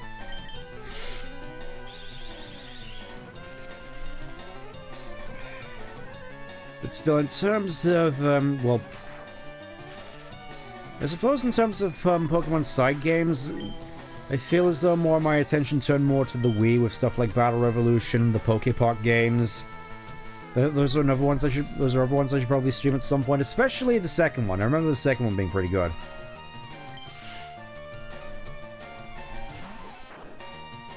I don't know, I feel as though as soon as we get to like the Wii U 3DS era, it feels as though room for side games sort of dried up a fair bit, because main ones that come to mind are like Rumble Arena, which I heard wasn't very good, and Detective Pikachu, which was okay. Aside from that, it was mostly just the mainline games, weirdly enough. In fact, I kind of feel as though I have to remind myself about a lot of this, because I feel as though after a certain point my memories of this series start to get a little bit hazy. So let's have a look at the video games. Let's have a look at the games. So let's see, Gen 5. Feels as though there wasn't really much about with regards to Gen 5 outside of, you know, contour stuff I already mentioned, like Trose, Rumble U, or yeah, Pokemon Rumble, more Rumble, Gates to Infinity, PokéPok, Rumble Blast, Pokédex 3D, which I already mentioned. Yeah, Gen 6. I feel here is where things start to get off the rails a little bit. It's like, we only necessarily got in terms of Gen 6. I mean, I guess there was Super Mystery Dungeon, Detective Pikachu. Yeah, it really feels as though as the gens go on that side games start to get less and less prevalent. I mean, I know mobile games are more of a thing, but looking especially at sort of Gen 6, Gen 7 era, it feels as though there was barely any. I mean, obviously there was Pokemon Go and Pokken Tournament. You know, the good stuff. Let's see, Pokemon Home, Masters EX, Mystery Dungeon DX, Smile Cafe Remix, new Pokemon Snap, which everybody already forgot about in like 5 minutes. Yeah, it feels as though as soon as we got like to Gen 8, side games sort of picked back up again, but mostly just mobile games. Which of course I barely ever bothered with any of them, aside of trying Unite once, and trying out Go for a little bit, and realizing, oh hey, I don't actually live in a city, so this game is just actively sucking money out of my bank account, so I should probably stop playing it. Yeah, it's a shame though, because wandering around my local town, trying to catch Pokemon and partake in raids, I did have a fairly good time with that, even if some of the people I came across were a bit, let's just say peculiar. I think that's a good way of putting it. They were peculiar. Very sort of Portlandian, some of them, if you know what I mean.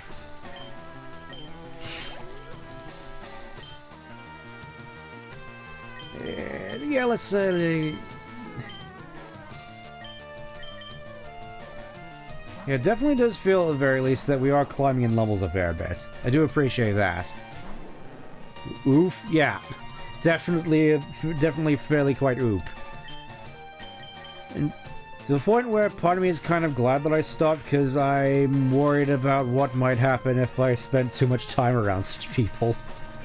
I mean, probably not anything sort of, severe, but especially nowadays in the once free country of UK, you can never be too careful.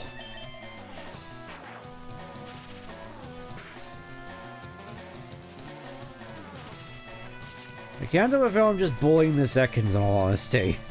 Obviously, rap is far less prominent and powerful here compared to compared to Gen 1, but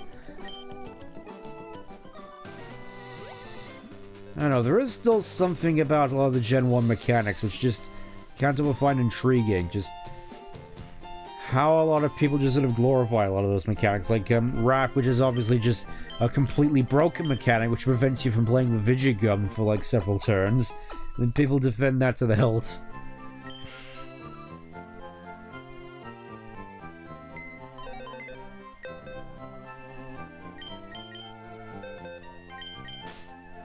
Let me just drop this one off. One thing that's sort of come to mind as I enter this Pokemon Center With stuff like that one PokéToon short with the girl and the Nidoran. When Jigglypuff sings, Pokemon get drowsy. Me too.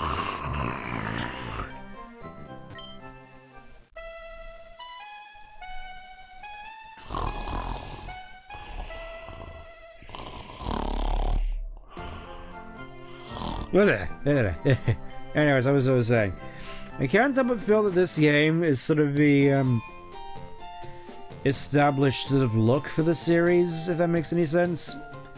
Like, when people sort of imagine this series, stuff like this and that one Nidoran short, I feel what people sort of point to as being like what Pokemon properly looks like, as opposed to whatever's going on in Legends are. Like, this sort of feels like the baseline, if that makes any sense. Again, apologies for not exactly being able to articulate my articulate what I'm saying properly. Again, it's been a long week. It's been a long week. I'm tired. I'm probably going to wrap this up as soon as we hit Cerulean, if that. I mean, hitting Cerulean probably seems like the best place to leave this.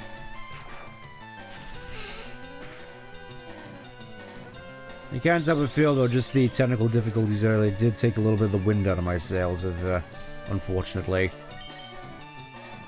And still, it seems as though we haven't had any other issues since I went in and fixed a few things, so hopefully the fixes I've made mean that we don't see any more issues for a while. At least that's what I hope. Maybe that way I can start experimenting a little bit more.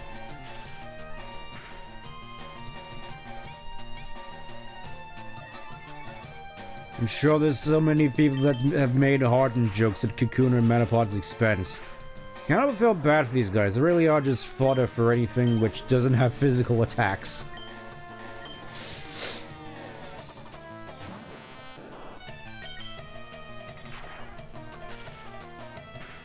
So with regards to how I'm planning on streaming this game in the future, part of me kind of wants to come back to this once I finish with Legends Are. You know, just sort of a nice palate cleanser before moving on to other things, and... Well, hey, I was meaning to get to this game eventually, so it's like no time like the present, am I right? After this, though, I'm not sure if I'm just going to end at the Elite Four, or go on to stuff like catching Mewtwo or whatnot. I'm not certain as of yet, but... this does mean that I'm probably gonna have to delay the game that I was planning on streaming after finishing Legends Are, that being Pokemon Vanguard, because I'd heard a lot of good stuff about that fan game.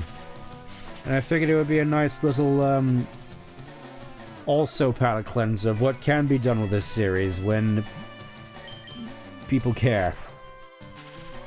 Remember when oh yeah, that's right, Kakuna used to have arms. At least in the old Gen 1 sprites, which is kind of...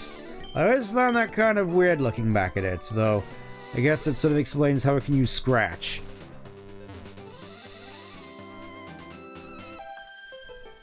I just realized there are just a lot of trainers on this route. I mean, I don't necessarily mind because it's free XP, but still. Oh, hey, it's Sally. Sally soon to not be coming to Crossworlds.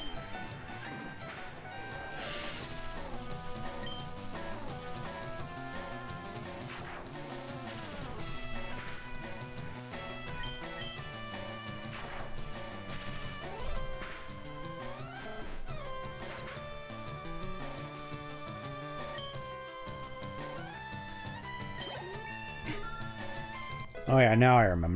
Just looking back at more of the stuff from the Direct. A lot of the stuff with Pokopia, I couldn't help but find kind of funny. Because it's like they put out this big trailer for this game, which is about to release in like a week. And it really, I couldn't help but feel a sense of desperation coming from that game. It's just like, oh look, we've got this game right in front of you, please buy it. Please!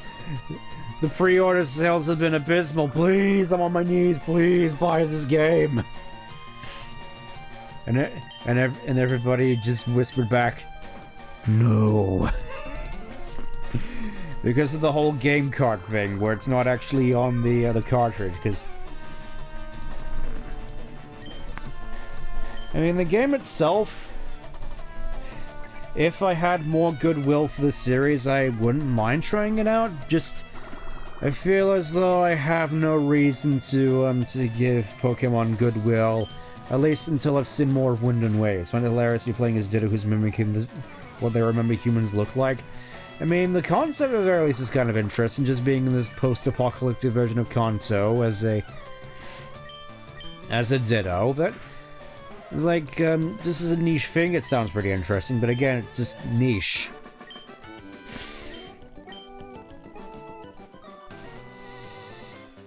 Like their attempt to make basically Pokemon Animal Crossing, except people would rather just play Animal Crossing in that sense, I'm pretty sure. There has to be something said about, wanting to stay in your lane, because I think a good example of this, I mentioned it a little bit earlier considering, you know, 2004. I think Halo's a good example of this. Where people just wanted to play Halo for Halo, when even though 343 tried to warp it into basically anything but Halo, whether it's basically Call of Duty with Halo 4, or I guess Titanfall 2 would be a good example, or Crysis with Halo 5. And then basically an ATM machine with Halo Infinite.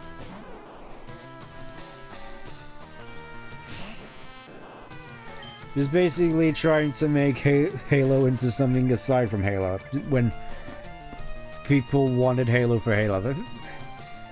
Basically, there's a good indication of wanting people. Speaking of direct, I think the one thing that genuinely peed me off is how they use Gen 1 for merchant marketing, but yeah, that...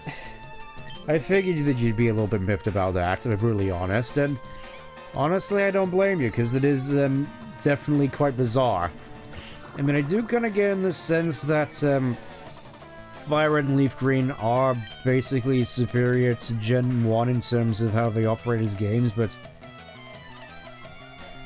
I can, at the very least, point out and say, hey, this kind of hypocrisy that you're showing isn't exactly a good show of face.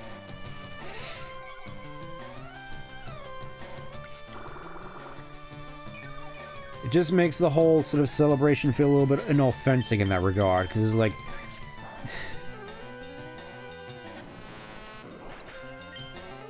I get sort of the sense in this that they're almost kind of ashamed of Gen 1. Honestly, despite the fact that it's their highest-selling games, it's like, what do we do now? Our best-selling games are like glitchy messes. We can't possibly ship these. Metapod is so difficult right about now. I mean, you say that, the first thing that comes to mind for me is Difficult Pete. To go along with easy, normal, and legendary Pete. I kind of feel as though a lot of these memes have ruined me in some way, shape, or form. Anyways, have a Thunder Wave. Have a Thunder Wave, Jiggles. I'm not entirely certain how you can get paralyzed, but there you go. Paralyzed even though you're basically a balloon.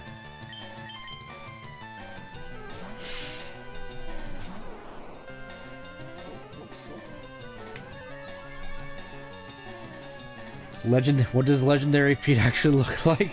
I don't think we want to know. I don't think we want to know what Legendary Pete looks like. I mean, I certainly don't. I mean, imagine he looks like some kind of Olympian chiseled god man. Except he's also Pete.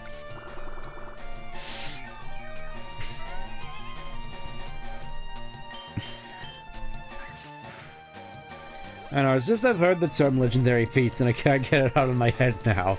Which is weird because I've never actually played Fallout. I just absorbed a lot of knowledge of Fallout via osmosis.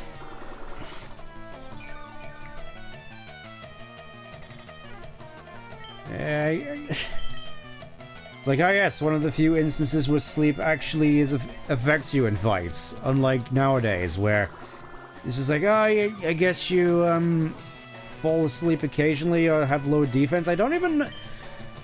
That's the thing, I have no idea even what drowsiness does in Legends R. It just feels as though it has basically barely any impact on gameplay when it does show up. Anyways, I think this is where we can actually find ourselves a Nidoran, so let's do that real quick. That's not what I want. Yeah, I am sick of looking at you, Pidgey. We've already seen you, we want something new here, move on.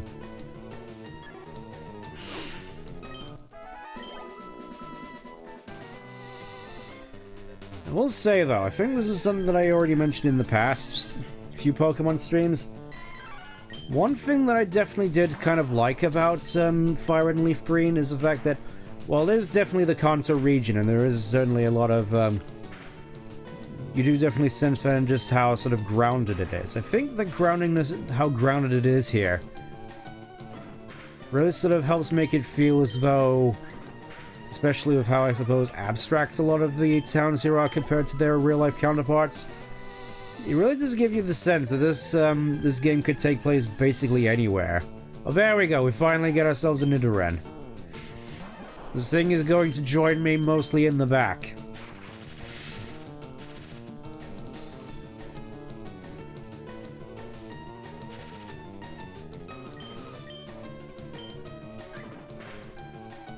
There we go, I'm fairly certain 2 quick attacks should do the job. There you go. Oh, no, of course I get poison. Of course I get poison when I need it the least. Life is pain. It's just one of these things coming back to Gen 3. It's like, there's a lot of stuff which I find some nostalgic about Gen 3, but then you get into the nitty-gritty of it with how the RNG can just come back to bite you, and you just realize, oh yes, I do remember pain. I do remember this whole thing being a lot worse, and it's annoying because there's a lot of quality of life stuff introduced in the later games, which I definitely do appreciate. Like RNG not being quite as prevalent in fights, because I know that was like a big major thing when it comes to competitive, where you had this one guy get screwed over in the finals by RNG so much with having all his attacks miss and then not being able to attack at all because of paralysis, and that costing him the fight. I feel that right there is a perfect example of how painful early Pokemon could really be in terms of how its status effects can screw you over.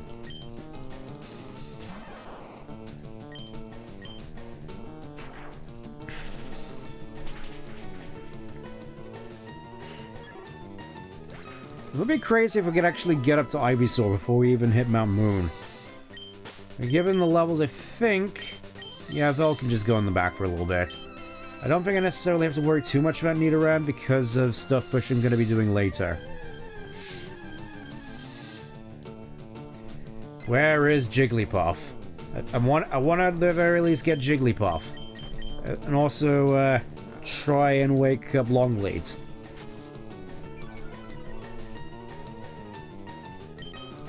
There we go. I know, something about that name really sort of reminds me of that Venusaur's nickname in the first movie, Brute Root. I'm not sure if there was actually a thing in the Japanese version, but I really did quite appreciate in the first movie that they actually... oh, there's Jigglypuff, finally. I do definitely appreciate that they actually had Pokemon with nicknames. But I feel it would have been kind of cool if they also had this sort of nickname palettes they had in Stadium, just to sort of add that little extra authenticity. But anyways. The movies. That's something else I could talk about, because that's, I feel, was sort of my most exposure to the anime, really, because I'd never really caught it on TV, unfortunately, outside of, like, a couple of VHSs, one of them being the Kangaskhan episode. That sort of really sets the tone now when I think about it. Excuse me. I think I want to hit this thing with a Leech Seed, actually, if I can. Thanks, Jigglypuff, for putting me to sleep, Conslick. It's stuff like this, where it's like, oh boy, I sure can't wait to get the Poké Flutes and show you how that works. Pokemon the first movie was my lifeblood. Me personally, the one that I was always the most nostalgic for was 2000. That was the first one that I watched, and even nowadays I think it's still one of my favorites. I mean, obviously I do have a lot of fond feelings for the first movie as well, but for me I'd definitely say 2000 is my favorite. That being said, though, I really do like Pokemon Free. It's like that one... It was interesting as well, because my first introduction to Entei was in Colosseum, so it's like, going back and seeing it was like, oh hey, this legendary that Darkeem was using gets his own move. That's pretty cool. Never really watched all of 2000, but I mostly remember the Lucario and the... Well, the Darkrai one's kind of iconic. That's the one that a lot of fans sort of swear by. Or at the very least, the entirety of that trilogy with Darkrai, Shaman, and Arceus. Lucario one, I remember actually being one of the sort of sleeper, actually really good ones, in terms of how it was written. Just, I don't know, maybe it was just me being nostalgic for that one as well, and it's sort of elusiveness to me, not ever actually being able to get it on DVD, but I remember the narrative of Lucario and the Mystery of Mew being pretty dang strong. As for the Manaphy movie, I mostly remember more sort of oddities in regards to that, like the whole body swapping mechanic. It was like, oh yes, how do we emulate Manaphy's unique heart swap move, which nobody actually uses, because why would you when Tailglow was there? Just have it so people switch bodies. Okay. And then, of course, Ash getting a super form at the end. That's the other thing that I remember. Okay, we finally made it to Mount Moon. Finally, we're here. Started at Lucario one, like something of the art style looks really good.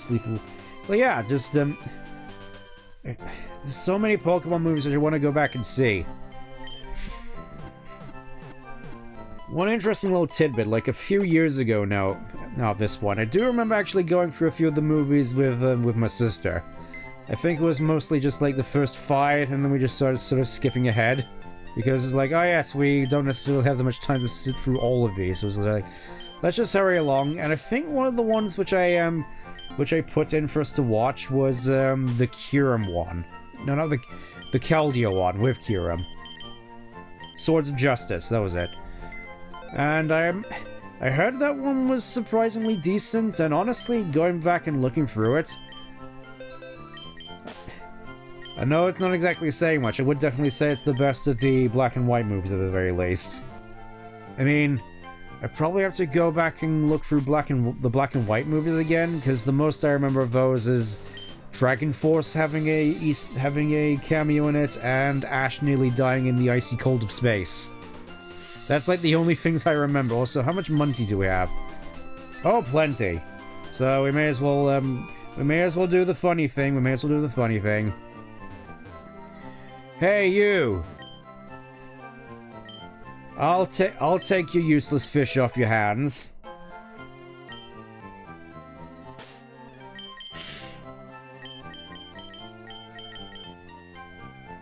Oh, it's got a brave nature as well, and swift swim.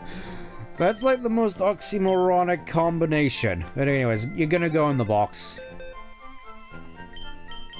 Part of me really wishes there was a way to very early get a Poliwag here, but I guess this is just what we're gonna have to work with. Actually, let's just keep going. And we'll clear Mount Moon, and that'll be it. Unfortunately, I don't have any repel, so this is going to take a little bit. And there he is, the first of many Zubats. So, fun little tidbit here, In my sort of more recent-ish playthrough of Leaf Green on the cartridge, I did actually get a shiny Bulbasaur on that, and going through it, I was at the very least planning on shiny hunting a fair few more Pokemon, even though it's the last time I did it took me absolutely ages to do so, so probably a mistake on my part, but I was just trekking through Mount Moon here a little bit, I suppose, just to explore a little bit before I tried shiny hunting the Magikarp again. Okay, bullet seed. And somehow, I actually got a shiny Zubat in here. And I still have it. And fairly certain I've, since possibly cloned it, transferred it up, and evolved it. I'm fairly certain. I want to say I have. It's probably just sort of languishing in one of my PC boxes somewhere, but yeah, somehow in this game of all games, I got a shiny Zubat. That's something I'll probably have to showcase off in the server later on, just as sort of proof.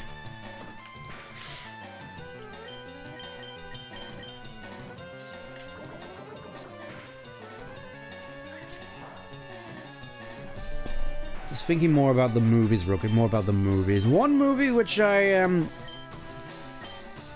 don't necessarily have a lot of good memories of. I mean, obviously it's been a long time, so I don't necessarily remember all of them. I'm trying to remember basically anything about the Zoroark movie outside of, I guess, the one main villain wanted to use Celebi's powers in order to tell the future or something to that effect. Again, I don't remember. Just, I remember Zoroark playing a Psych Fuju at the end. I just read some wall comments assuming Gardevoir is a plant. What, because she looks like Cosmo?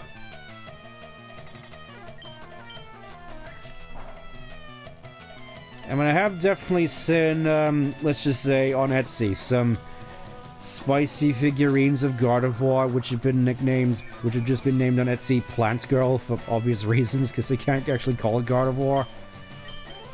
Otherwise, Nintendo will come down on them with a hammer of dawn.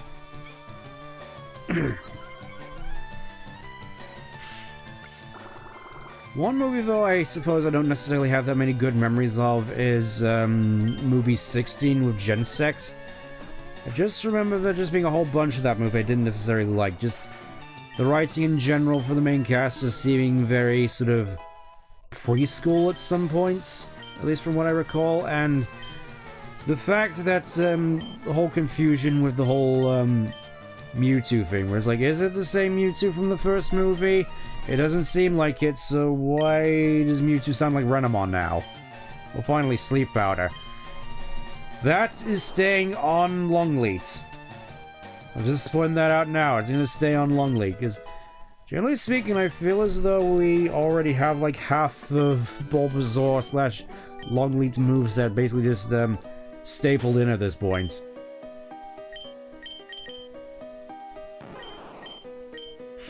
I always found this particular iteration of the cave team to be quite creepy back when I was a kid.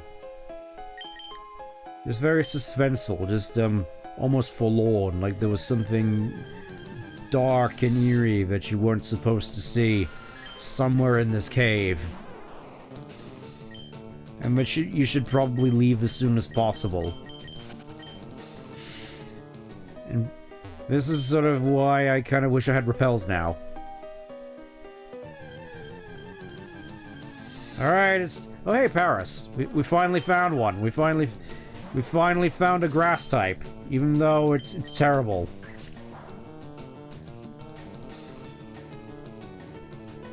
I really do feel bad for Paris, in all honesty, because it's like he didn't ask to be terrible. He didn't ask to be a grass and bug type. Feels more sad than creepy. I can kind of see that. I can kind of see that. Because, of course, this game has a plethora of more creepy music to it. Obviously. Go to sleep already.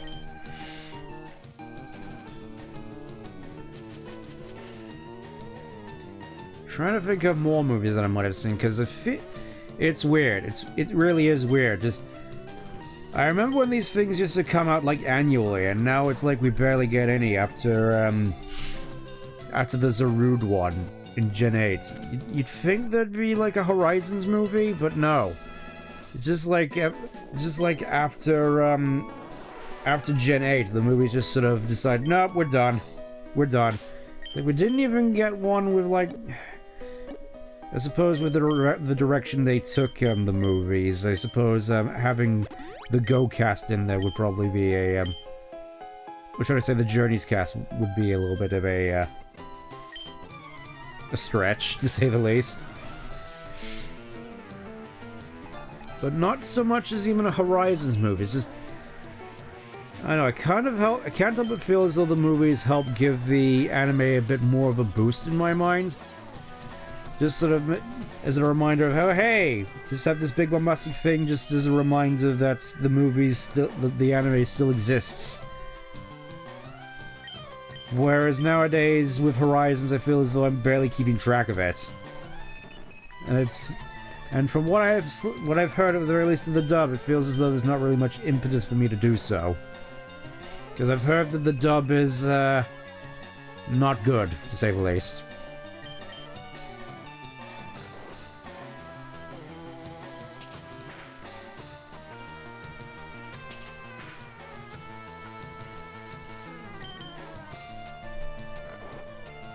Again, welcome to the pain. Welcome to the pain. That is early gens of Pokemon, where you're just stuck unable to do anything for long periods of time.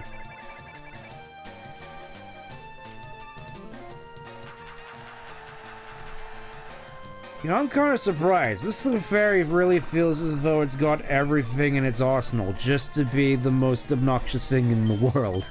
Yeah, let me just swap over to Pikachu for this. You know, just sort of give Bulbasaur a little bit of a break. But it really does feel at this point as though he's quite close to evolving. So that's something to keep in mind.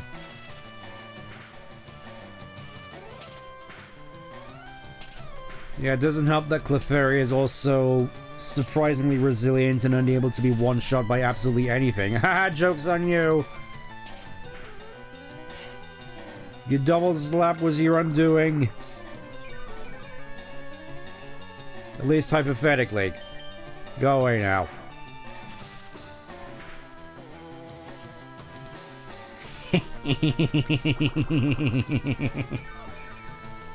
Now that's what I'm talking about.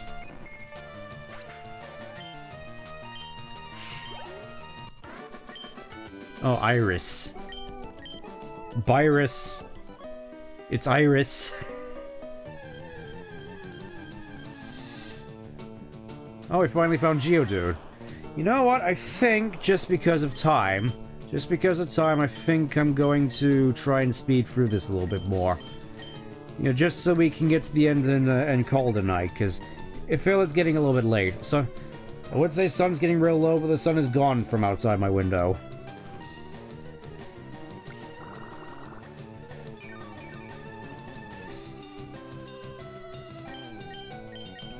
Yeah, that's right. I said go to sleep. Go to sleep. You're gonna make this more. I would say that this is sort of an annoying thing about the fact that trade legendaries are.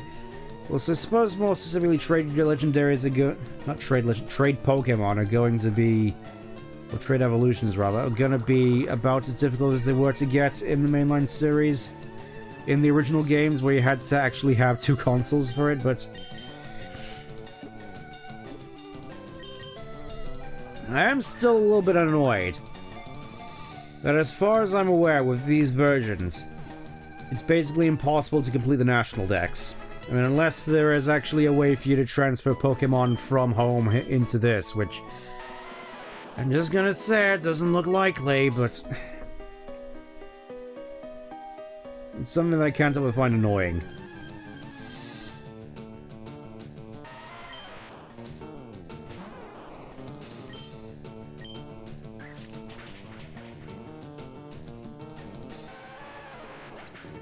I feel I should really be starting to run from a lot of these, to be brutally honest. You know what? You know what, we're probably not going to be coming back here anytime soon, so we may as well just try to clear it out. It's like, oh no, it's our first encounter with the Team Rocket. We, Team Rocket, are Pokemon gangsters. We strike fear with our strength, gabagoo. Yeah, for some reason I always sort of viewed them as more of as Italian mobster types, which I suppose is accurate.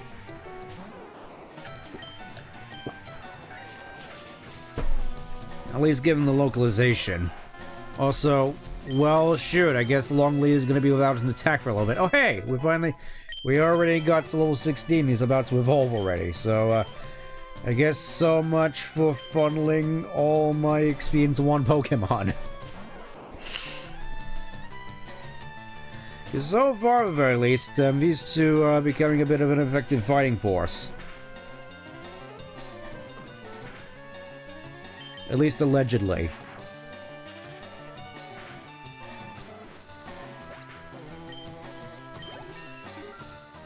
Level 15. Double team. Hey, you know, you know what? Let's get double team. I know it's probably going to be useless considering evasion hacks only work for the enemy and never me, but let's just do it anyway. There is also that sense of why bother with evasion when you can just one-shot them, so... Like, especially in these games, these early games, there was the sense of why ever bother with status moves. I mean, obviously there are some decent ones, like, you know, Carmine's, Grove, I suppose, Swords Dance.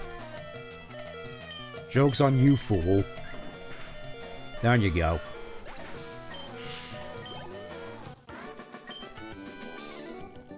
Yep, you blew it. You had it all and you... There we go, finally Longlead's evolving. Burp. Technically our first evolution of the playthrough. And there we go, we get Ivysaur, who has a nasty habit of handstanding. I do find it funny that they still have the evolution jingles from Gen 3 with the trumpets. This feels so out of place in this game compared to everything else. Anyways, let's have a look. So, Longlead. Definitely gonna be a bit of a hard hitter, or at least you would if you actually had moves. This is why you don't get rid of tackle right off the bat. Do I have a no, I don't have a potion, so... Well, I guess we are kind of hosed. Star Piece, nice. What's also going to be nice about this compared to Gen 1, you can actually fit stuff in your bag.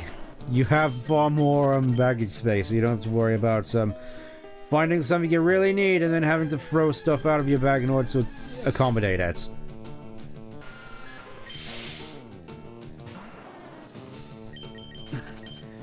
You know what, since we're here, and I suppose just going for a little bit of a 180, or at least I'm going for more coverage with regards to my history of the series. May I also talk about the trading card game? I never really got into collecting it. I mean, I suppose I did collect it a little bit, at least a little bit seriously at one point, mostly just because I wanted the Lugia EX, which dealt like 200 damage one of its attacks, and I thought, whoa, that looks super cool, I want one of those, and then very quickly sort of ran out of interest for it, mostly just because it's like, oh hey, I have to keep spending money on cards which I don't want, and I have other stuff, I have a sort of other prerogatives and wasn't necessarily interested in the trading card game, nor had anyone to trade it with, so it just sort of fell to the wayside a little bit. Which, I will admit, it does make me a little bit sad, to be honest. It makes me a little bit sad. As you can see, I'm quite sad now. Mostly just, seeing the states of the trading card game nowadays. With all the scalpers, basically. Just seeing what's become of the trading card game nowadays, with people just, fighting over boxes of it to try and get a quick buck, even though they're mostly just stuck on inventory for like years at a time watching it gather dust because nobody's buying it. Meaning that nobody actually gets to play with the cards outside of like the mobile game. It's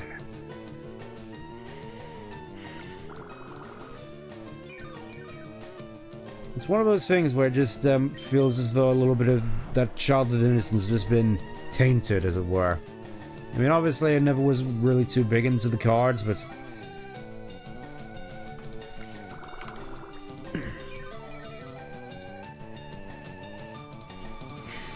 I think you know what I mean. It's just the memory of it.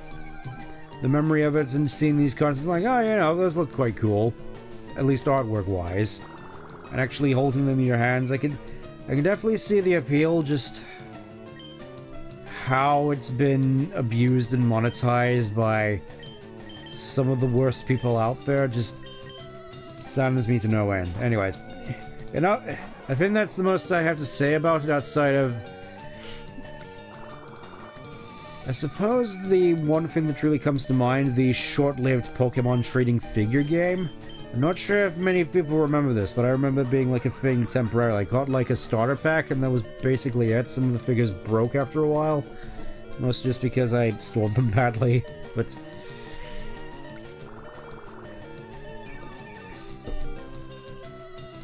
It did seem quite interesting at the time of the release, just seeing all these intricately crafted figures, just...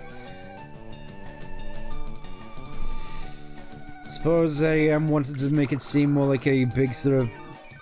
I don't want to say wargamey thing, at least on the same sort of tier as Warhammer or something to that effect, but...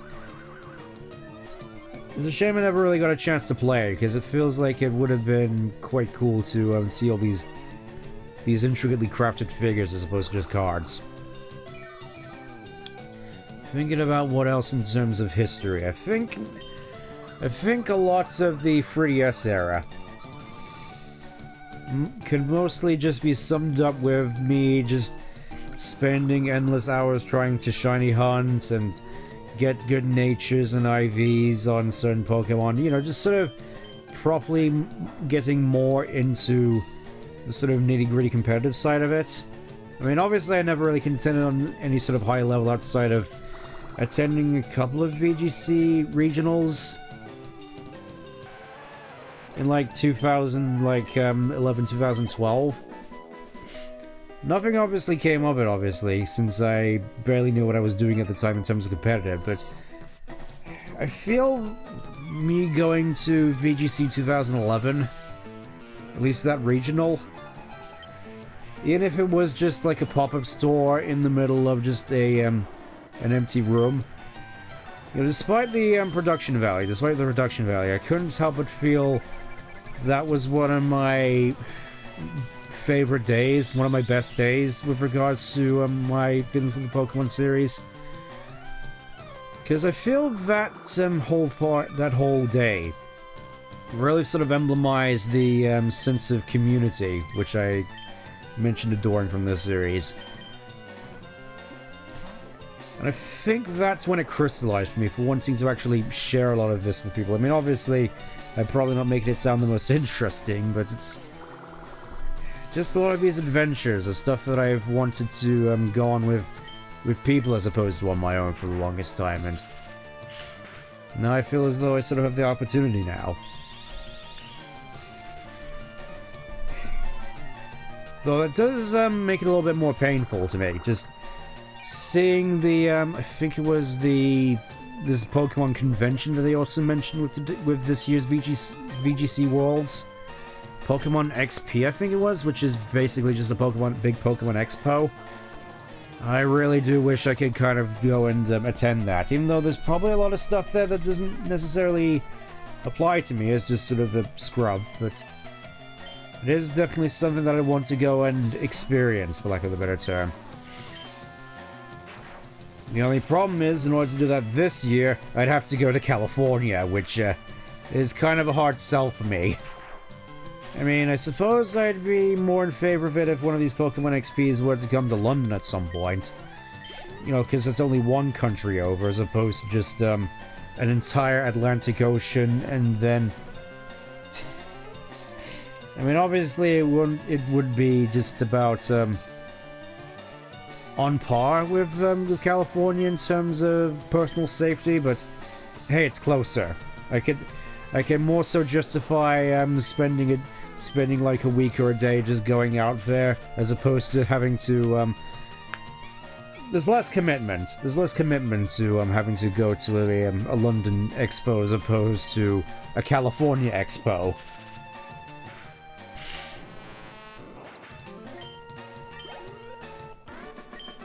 Especially since it would involve having to go to California. Yeah, I do remember there being a rare candy here. If you end up going to US for an event or something, give me a meetup. We suffered to... I mean, I'd be down for that. It's just a matter of whether or not me actually being able to go there would be feasible for me. Because somehow, I don't think that's the case. Because we already have some plans. I mean, I could see about some trying to make something of it, but I make no promises. I make no promises that anything will actually come of it, of me going to Pokemon XP, because again, it's sort of also convincing other people to go with me.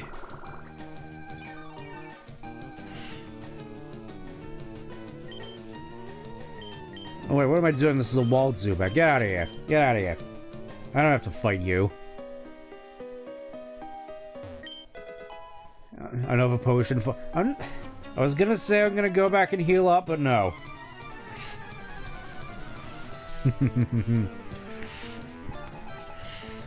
Oh, Magnemites.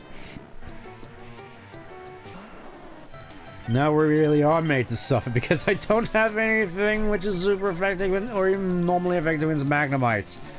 I'm just gonna have to sit here and wait for it to slowly drain down. And I get paralyzed again. Oh. It's like the wonders of Gen 3, everybody. It's like I really do enjoy these games, but sometimes the RNG can be an absolute pain.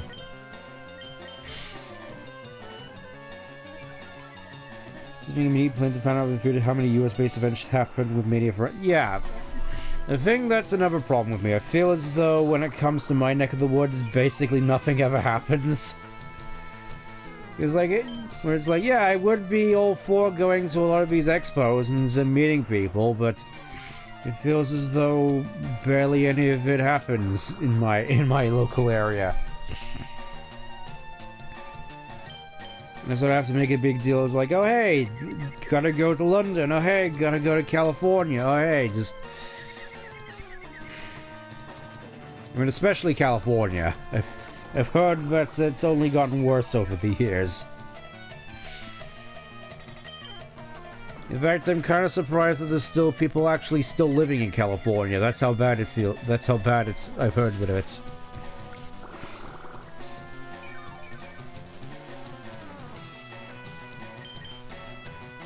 Yep, most riveting combat here.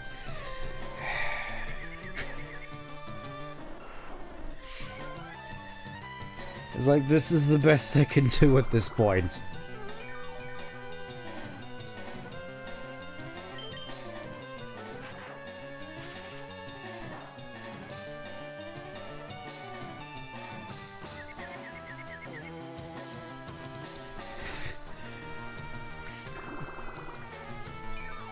Yeah, I feel this sort of situation right here is where where the whole RNG thing feels at its utmost worst. Just paralysis and confusion, where you just can barely move.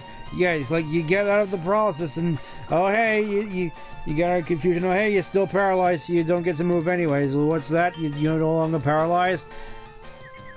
You're no longer confused. Have confusion again. So it's like 2 times the amount of not being able to do anything on your turn. It's like, I'm glad that at least I got Leech Seed out on him early, so he just dies anyway. You win one, you lose the other. Yep.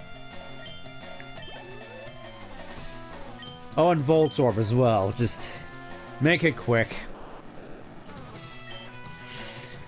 Make it quick, please. I have suffered enough.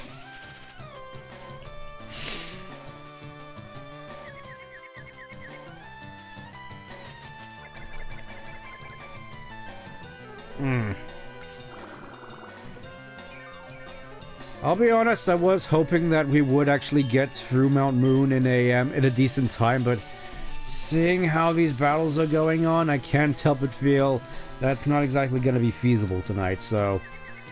Well, I got the Boulder Badge, I got to Mount Moon. Unfortunately, I haven't caught a Clefairy yet, and Trent fairly said it's going to be in the cards. So, I think given the time, assuming that we can get out of this fight anytime soon, I think I'm just gonna leave it here. I know it's probably not the most satisfying of conclusions, but hey. I think given what time it is, I think it's, I suppose I'm thinking about it that way. I suppose thinking about my whole sort of time limit thing. It is gonna be interesting if I ever do bother to stream, Wind or Waves. Because I remember, like, my first stream of Scarlet and Violet went on for like 10 hours. Or something stupid like that. And obviously, I feel as though I mostly just keep it to these sort of 2-hour gaps. Mostly just try to avoid going for those whole 10-hour ordeals.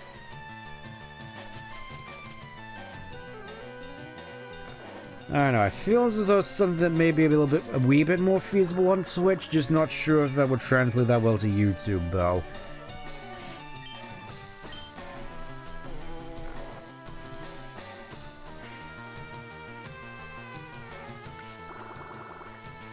That being said, I definitely have had streams in the past that went over my sort of 2-hour gap and went on until the Cyberpunk finale one instantly comes to mind in that regard, where it's like, oh, you know, these endings shouldn't take too long for me to knock out, and then I'm just still wide awake going through endings at like 3 AM in the morning. I want to try and avoid that sort of occasion, to say the least. I just want to try and avoid that situation.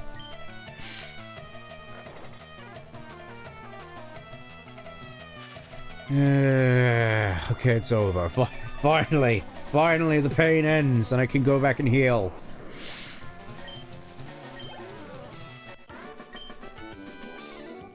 My Pokemon won't... No, they certainly won't. They certainly won't after that performance. Good grief. I mean, at the very least, the game could have sent a Clefairy my way to ease my pain, but I guess not. Alright, I guess we'll just head back. So, apologies for ending so abruptly, but I feel it is starting to get up to that time for me, so... Tune in whenever I continue this, where we proceed into Mount Moon. Come out the other side and hopefully continue our adventure in a less slog-filled manner, because I feel as though the early game of Kanto is sort of when it's at its weakest. It feels as though at this point is when it's at its sloggiest, if that makes any sense. Anyways, enough for me. I'm just gonna drop off these mooks which I picked up, and I'll see you next time.